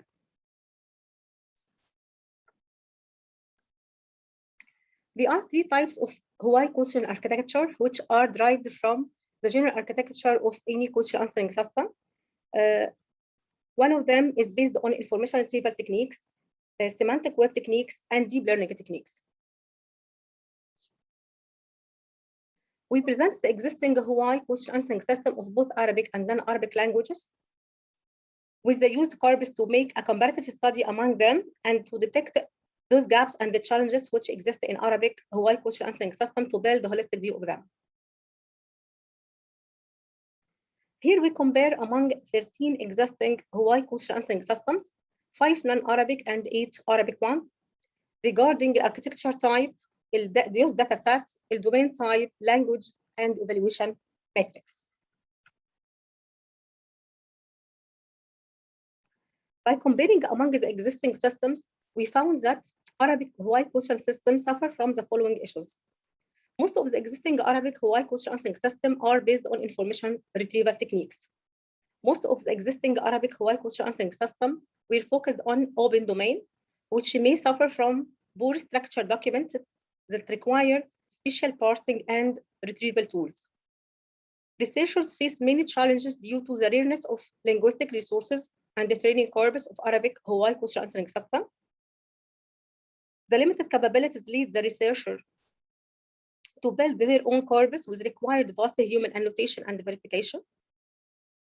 The lack of common corpus prevent different methods and approaches to be comparable to one another, which is considered one of the main drawbacks of Arabic Hawaii question answering system.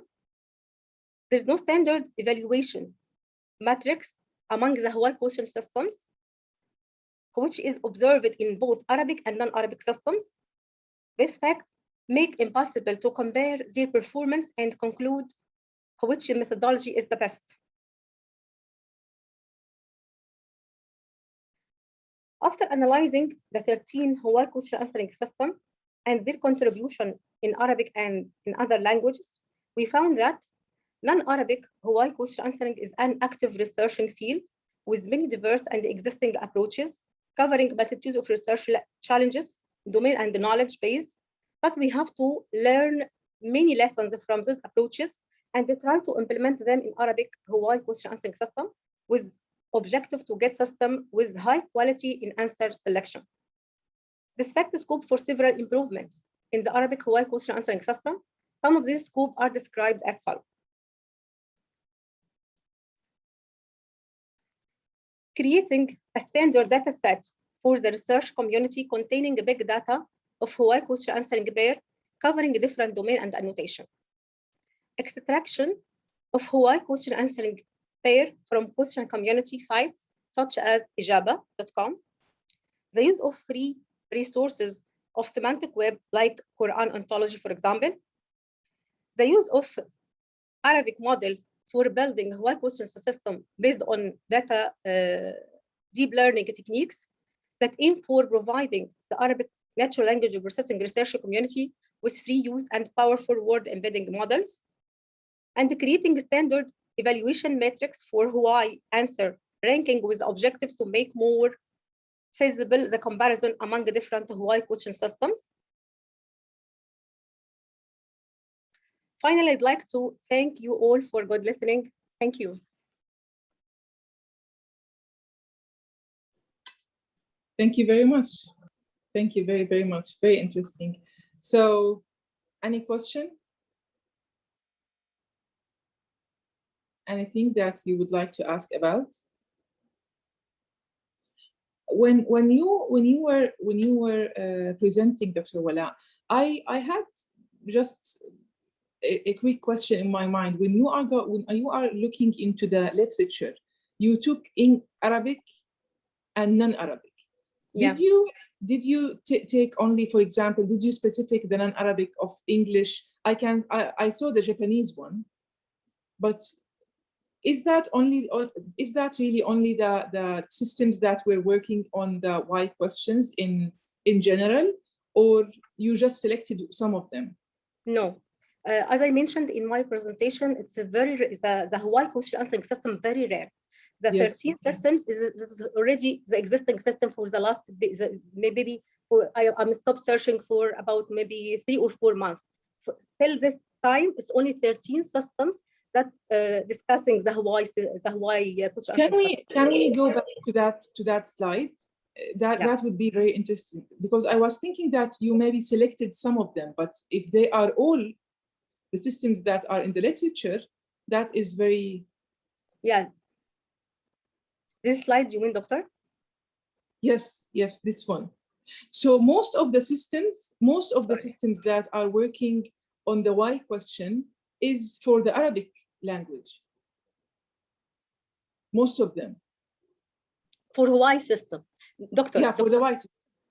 Yeah, for Hawaii systems. Interesting. Very nice.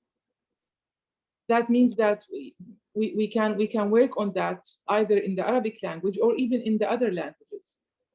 There is a space to work in that area.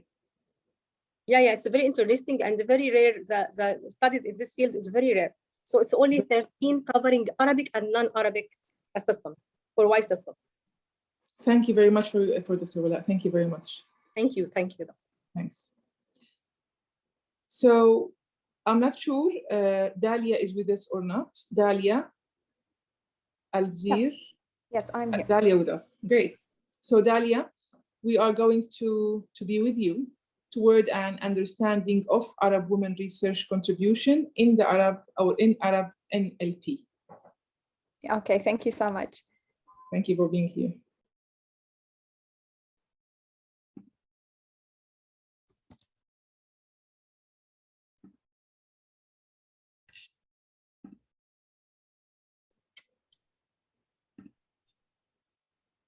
So hello, everyone.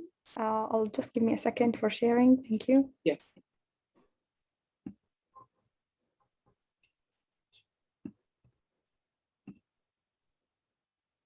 So hello, everyone.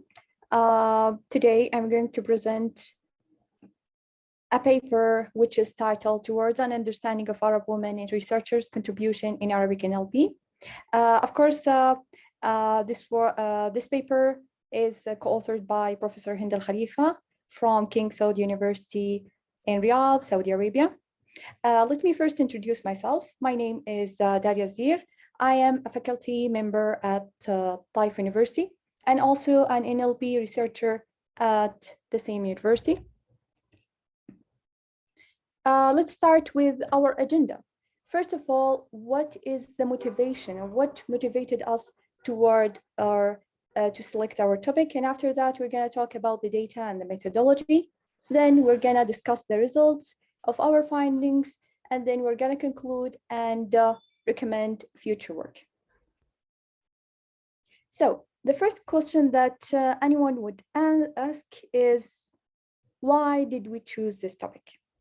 First of all, Arabic language is spoken by around 400 million people living in the Middle East, North Africa, and the Horn of Africa.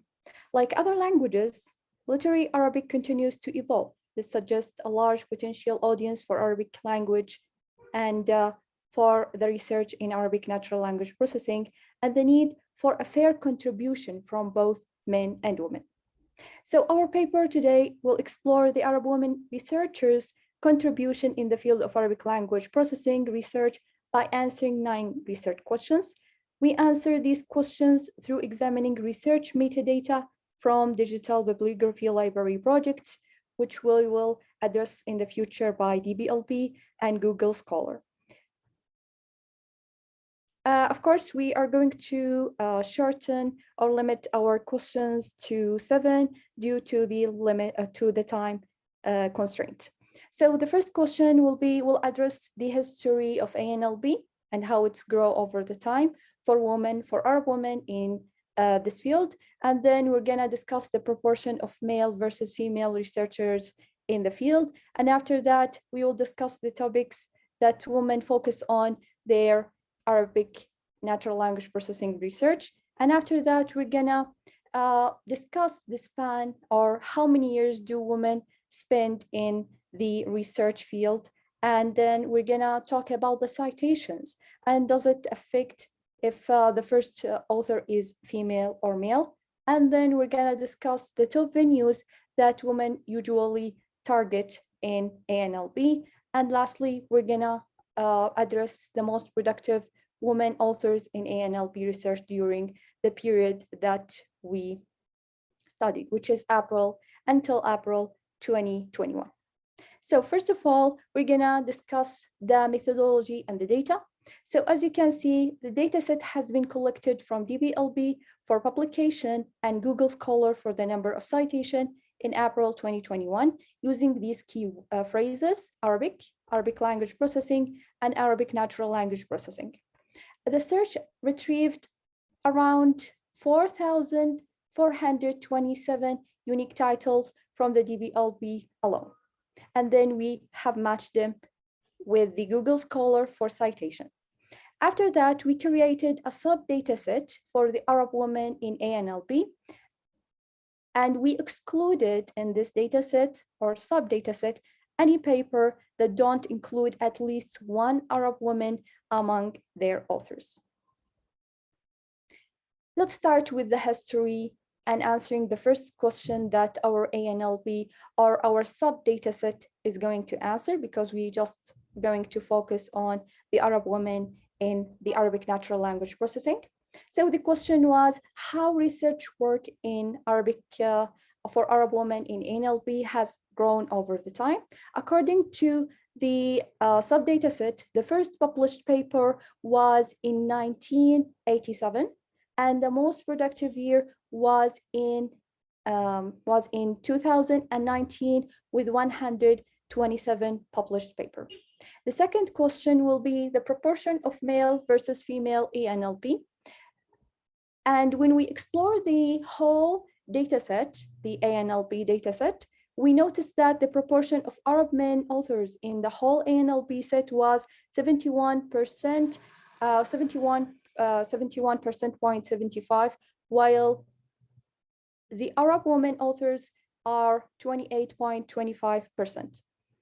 Actually, these findings are almost similar to the international level as Mohammed's finding, where he noticed that 29.7% of the ACL's authors are women, while around 70.3% are men authors.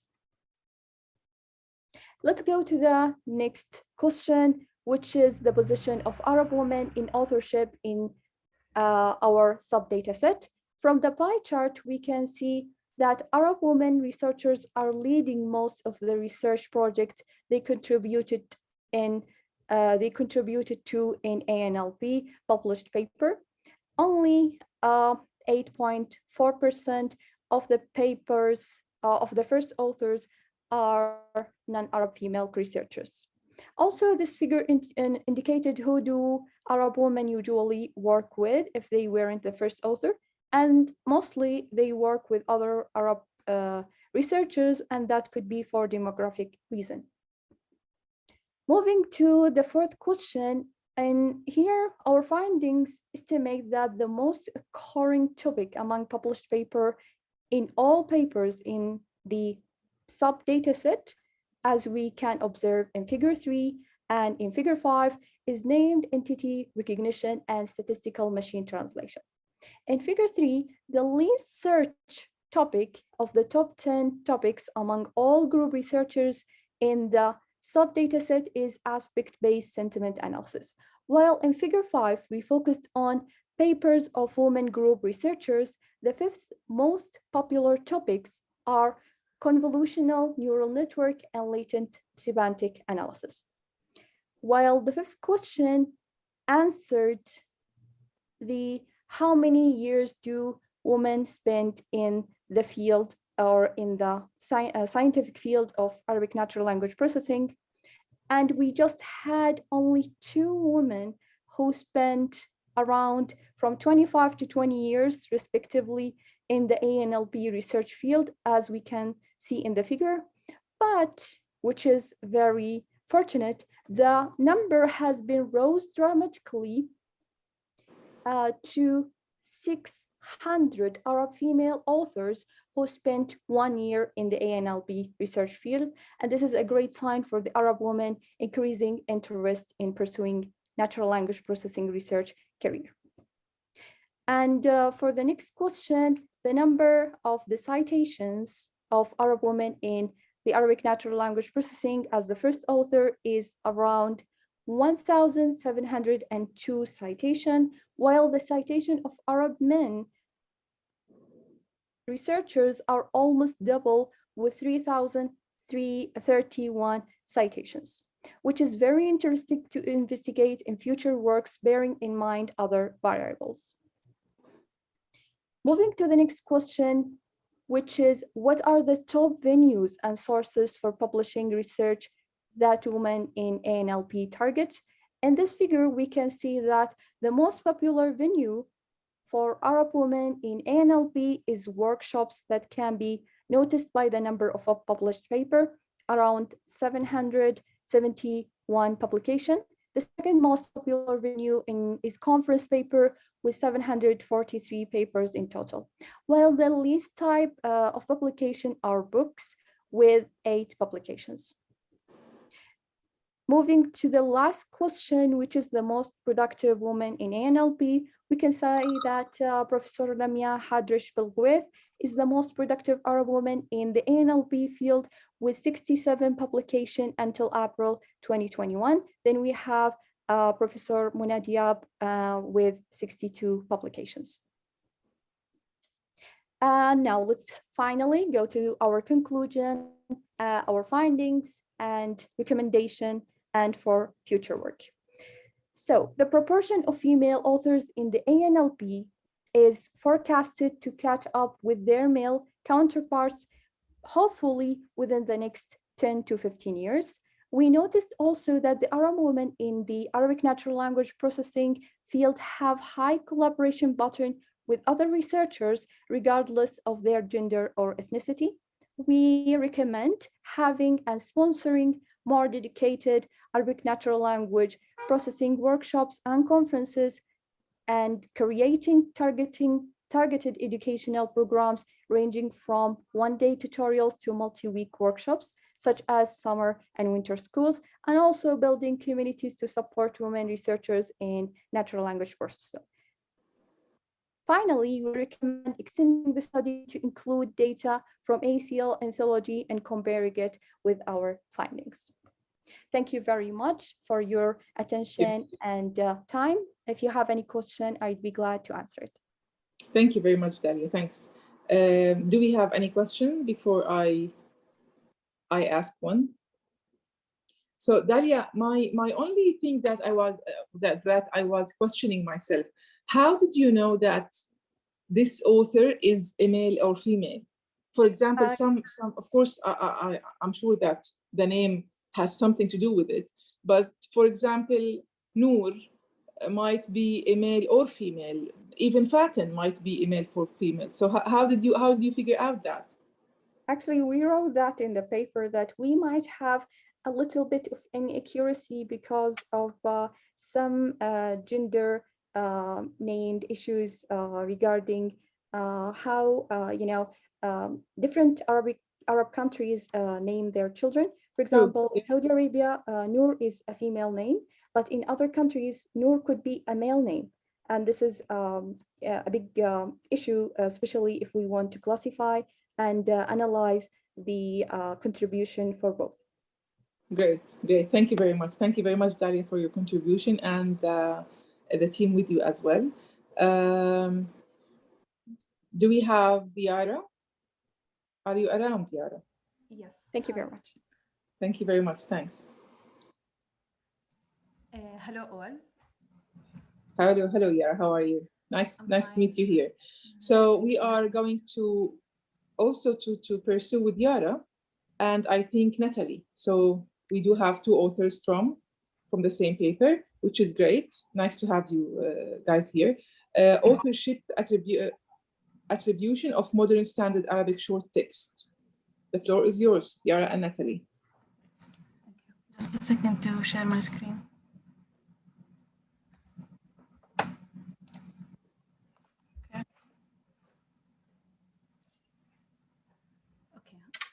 Hello all, my name is Yara Abu Hamad and I'm here with my co-author Natalie Ayad.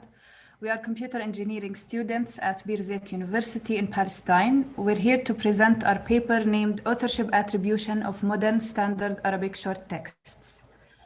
We will first start with a small introduction, then move to related work, talk about methodology, results and discussion, conclusion and future work.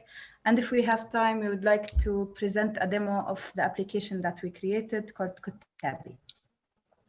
Text data, including short texts, constitute a major share of web content, where 75 to 80% of web data is text data.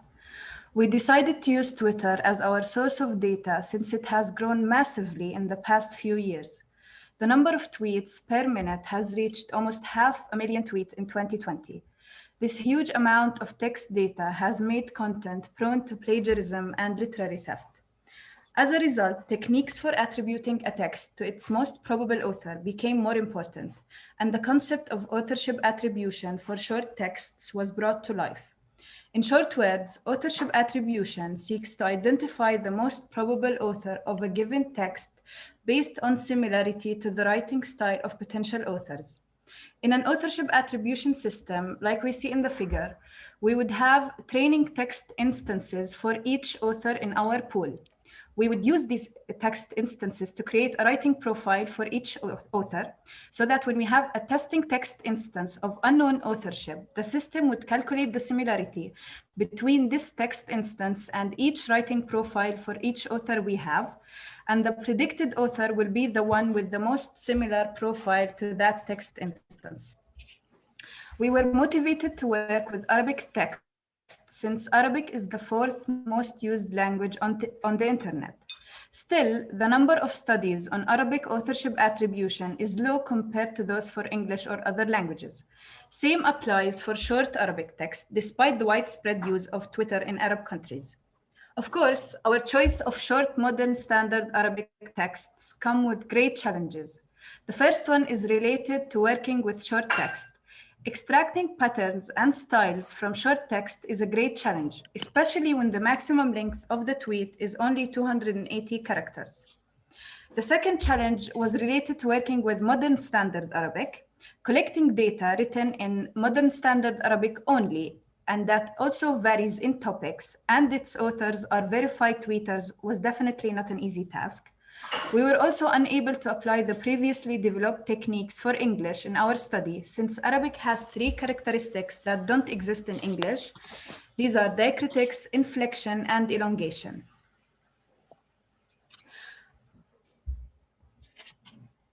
After reviewing the available studies, we noticed the use of different features like character and word engrams, part of speech tagging, term frequency, and the removal of rare and common words.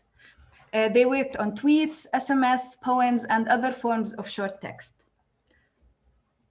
If we want to compare our results with others, we can notice that we achieved high results with taking into consideration that the number of authors is different from one study to another. Let's talk about data collection. Our data set contains of about 71,000 tweets written by 45 authors. We used TweePy Python API to scrape tweets. The tweets varied in topics. 11% were in religion, 35.5% were in politics, 28.8% were in Arabic literature, and 24.7% were in journalism. 13 Arab countries are represented in our dataset. The number of tweets for authors ranged from 723 to almost 3,000 as shown in the figure. We started with cleanup before pre-processing. In that step, we removed retweets and replies, any tweet with the author's name, emojis, hyperlinks, and English and Arabic hashtags, non-Arab characters, and finally, all Arabic numbers were converted to Hindi numbers. As for the pre-processing, we carried using an NLP tool called Farasa. First, we removed diacritics and punctuation marks. We also removed 400 stop words. Stop words are the common words in a language, such as prepositions and pronouns. Limmatization, this step returns the root of any given word. We continued with normalization, which replaces different forms of text element. For example, different forms of Hamza were all replaced with an alif. Now my co-author Natalia Ayad will continue to discuss the experiments that we conducted. Thank you, Yar. As for experiments, in this figure, we can notice the gradual improvements of the results using different text presentations. In our paper, we focus on the last 2 experiments, concatenation and shifting window. As for concatenation method, it relies on text concatenation of Arabic tweets to form chunks without overlapping. We have a concatenation parameter n, which represent the number of tweets to be concatenated. For example, if n was 2 and we have a total of 5 text instances, the output would be as in the figure. We have 3 sequences without overlapping. For the shifting method, what distinguishes the shifting window method from the concatenation method is that we allowed overlapping. For example, if n was 2 and we have 4 text instances, the shifting window output would be as in the figure. We also have 3 sequences, but we cannot see that sequence 1 and sequence 2 overlap with text instance 2. For feature extraction, we use TF-IDF vectorizer, which is a count vectorizer followed by TF-IDF transformer. Count vectorizer transforms text instances to vectors based on the frequency of each word in the corpus, while TF-IDF normalizes the result of the count vectorizer according to the following equation. For the training phase, the first step was to calculate the average length of the training instances in each training file. These training instances were fed into the TF-IDF vectorizer. Then the transformed instances were fed into our classifier of choice, which is SVC. So as a result, we have the 10 training files and 10 stored TF-IDF instances for later use in the testing phase. And in the testing phase, the first step was duplication. Each test instance, which its length was less than the pre-calculated average length, was duplicated. Then the duplicated text instance are fed into the stored TF-IDF instance, then to the SVC model for prediction. For the results, we can, as shown in the figures, both methods, non-overlapping and shifting window, gave promising results. For the shifting window, there was an uptick in accuracy. The best performing model was the one trained on single tweets when n was equal 1 for both methods. We also noticed for both methods that each model, as testing n increases, the performance for the model significantly enhances. The reason for this is that the longer text has more words and stylistic details to be captured. Another interesting observation for both methods in general is that for the same value of testing n, models with larger training n performed worse than models with smaller training n. For example, if we look at the figure, when testing n equals 1, the blue line, we can find that the performance of the model trained on n equals 8, n equals 10, was worse than the model trained at n equals 1. For the conclusion, we can say that we were able to settle on a text representation method that relies on text concatenation using the shifting window technique. Our SVC model achieved accuracy up to 99.24%. This compares favorably with the best results reported in the literature. The dataset we used is being made available through our institutional repository, Bizio Fada. We also created the Kotabi mobile application for both Android and iOS. To the best of our knowledge, this is the first attempt to create a mobile application specializing in authorship attribution analysis. We deployed not only our authorship attribution model, but also our authorship verification, which is another research we're working on. If we have the time, we can show you a short demo. For future work, we plan to work with the random chunking and use deep learning algorithms, and maybe the possibility of using cross-lingual texts, maybe Arabic and English. So thank you. This is the end of our presentation. Thank you for your time. Interesting. So maybe I'll ask. It's not a question, just out of curiosity. So Yara, Natalie, and Adnan, yes. Are you students in bachelor or master degree? Bachelor. You are genius. Yes. You are geniuses, guys. Really, that is very nice work. To be honest, I do have a little bit something that we can discuss later on, but maybe because we are a little bit behind time, I leave it later on. Maybe we can talk together about it. If anyone please have any question, please ask Yara and Natalie. Yara and Natalie, thank you very, very much. And please thank also the research group that you are working with. Excellent work. So thank you very much. Thank you. So do we have Nada Hussein and Rawan? Yes, we're here. So Nada and Rawan are here. That's nice. Yeah, Salma is with us today as well. Yes. And Salma as well. Hello, yeah. Salma. Very happy to see you all. And Hiba Ismail, also say hi to her on behalf of us. And we are here now into our last paper before we go to the poster session. A serverless academic advisor chatbot. Please, yes. The floor is yours. Thank you so much. Thank you. Thank you. We're honored to be here. I'll start sharing my screen now. Can you see it? Yes. Yeah, we can. Clear, crystal clear. Yeah. Display mode, yeah. Okay, Bismillah. Good evening and welcome everyone to our serverless academic advisor chatbot presentation. It's me, Rawan Al-Abyad, with my two colleagues, Salma and Nada, under the supervision of Dr. Hiba Ismail. For our presentation outline, we will discuss the following. To start with, academic advising plays a critical role in promoting student success. It helps students to explore their academic performance, interest, identify a resource for additional information, and also to develop plans of study appropriate for their educational goals.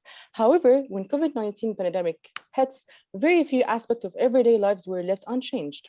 The education sector itself was one of the areas that has witnessed substantial change because of the pandemic, of course.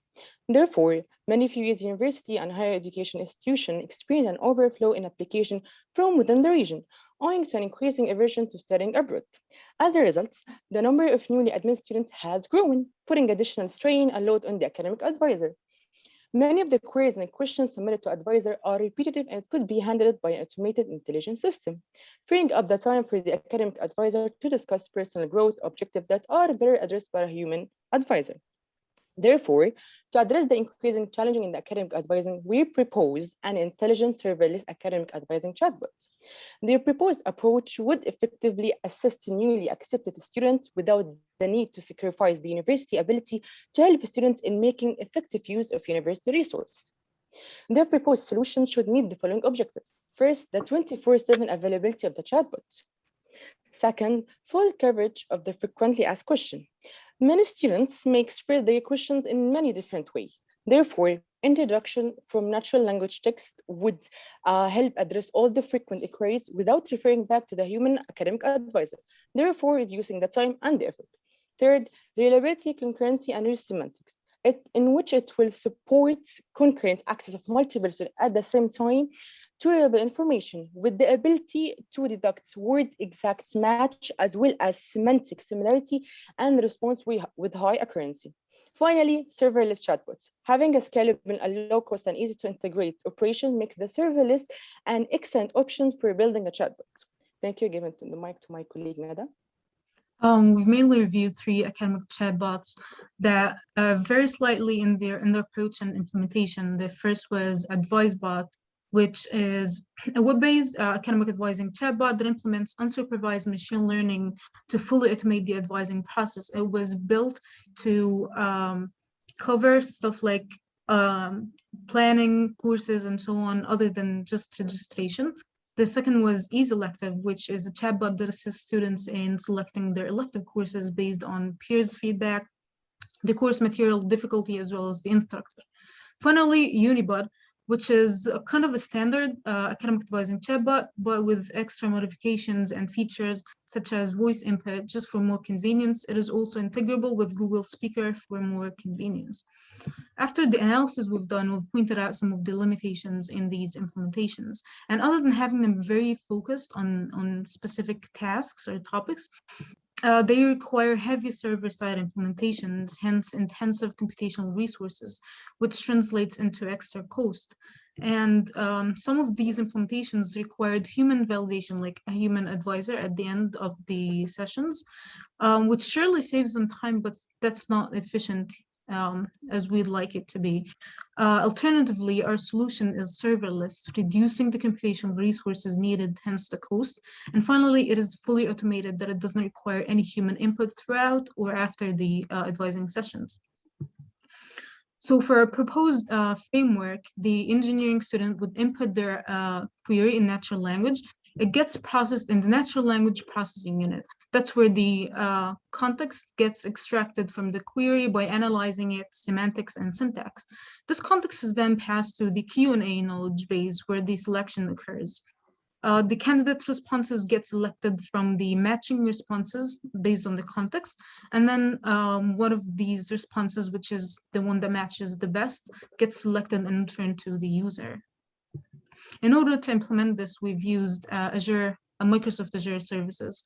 We've used bot services for the analysis of the query in natural language, and then Azure Search takes over and handles the creation of the indices, as well as the lookup in the Q&A knowledge base where the response selection happens. And I'll leave you with Selma.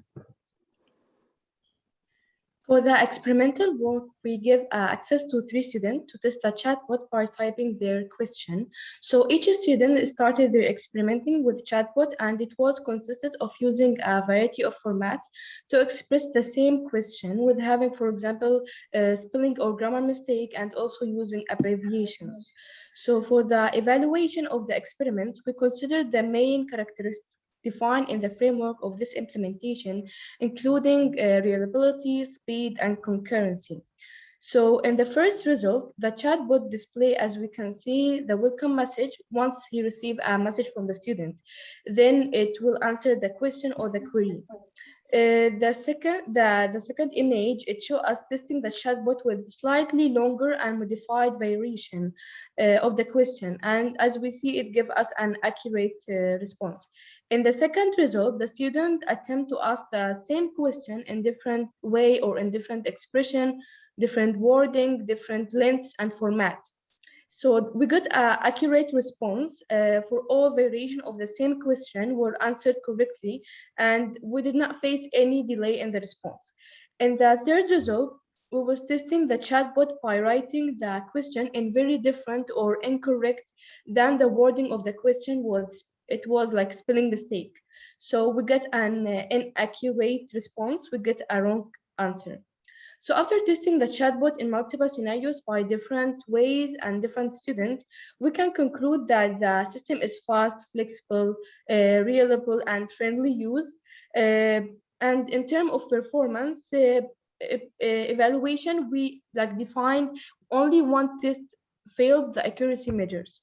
So the proposed system analyzed the context of student queries by implementing advanced semantic and analysis technique of natural language processing. And it was deployed in Microsoft Teams, and it provides efficient, accurate, and reliable on several test cases. Moving on to the future work, it can be extended to provide a full advising experience, from checking the prerequisite of courses to be registered, planning the schedule, semester schedule, and course recommendation based on the course history, interest, career path, and the CGPA of the student. And thank you so much for listening. Very nice. Thank you very much, Nada, Rawan, Salma. So one of the questions that pop up to my head, so for now, you didn't add any database about the student. So the student, for example, asking about add and drop, you didn't add anything about that student, about that particular student. There is no data about students. So it's only answering questions in general. Well, this can be addressed by linking it to the database in the university itself. We couldn't have access to that for this research, so like we didn't go to this part. But like we were mainly testing if this would actually work and if the natural language processing is working properly, and mainly having it as a cloud-based service that is integrable with Teams as well. Very nice work. So is that a capstone project, or is that only a project for a course or research? It's actually a course project. Yeah, exactly. Very nice work. Very nice work, ladies. So much. Thank you very much. Thank you so much. Our pleasure to be here. It's a pleasure also to have you here. So we say in Arabic, ختامها مسك. That is ختامها مسك. So thank you very much, guys. Thank you so much. Thank you very much for all our authors and all our friends. And please, if we can join now the poster session, and I send it to you in the chat. So please, you can just check it and go straight there immediately so that we can join our friends there. Thank you very much for being here today. And thank you very much for your contribution, and see you soon.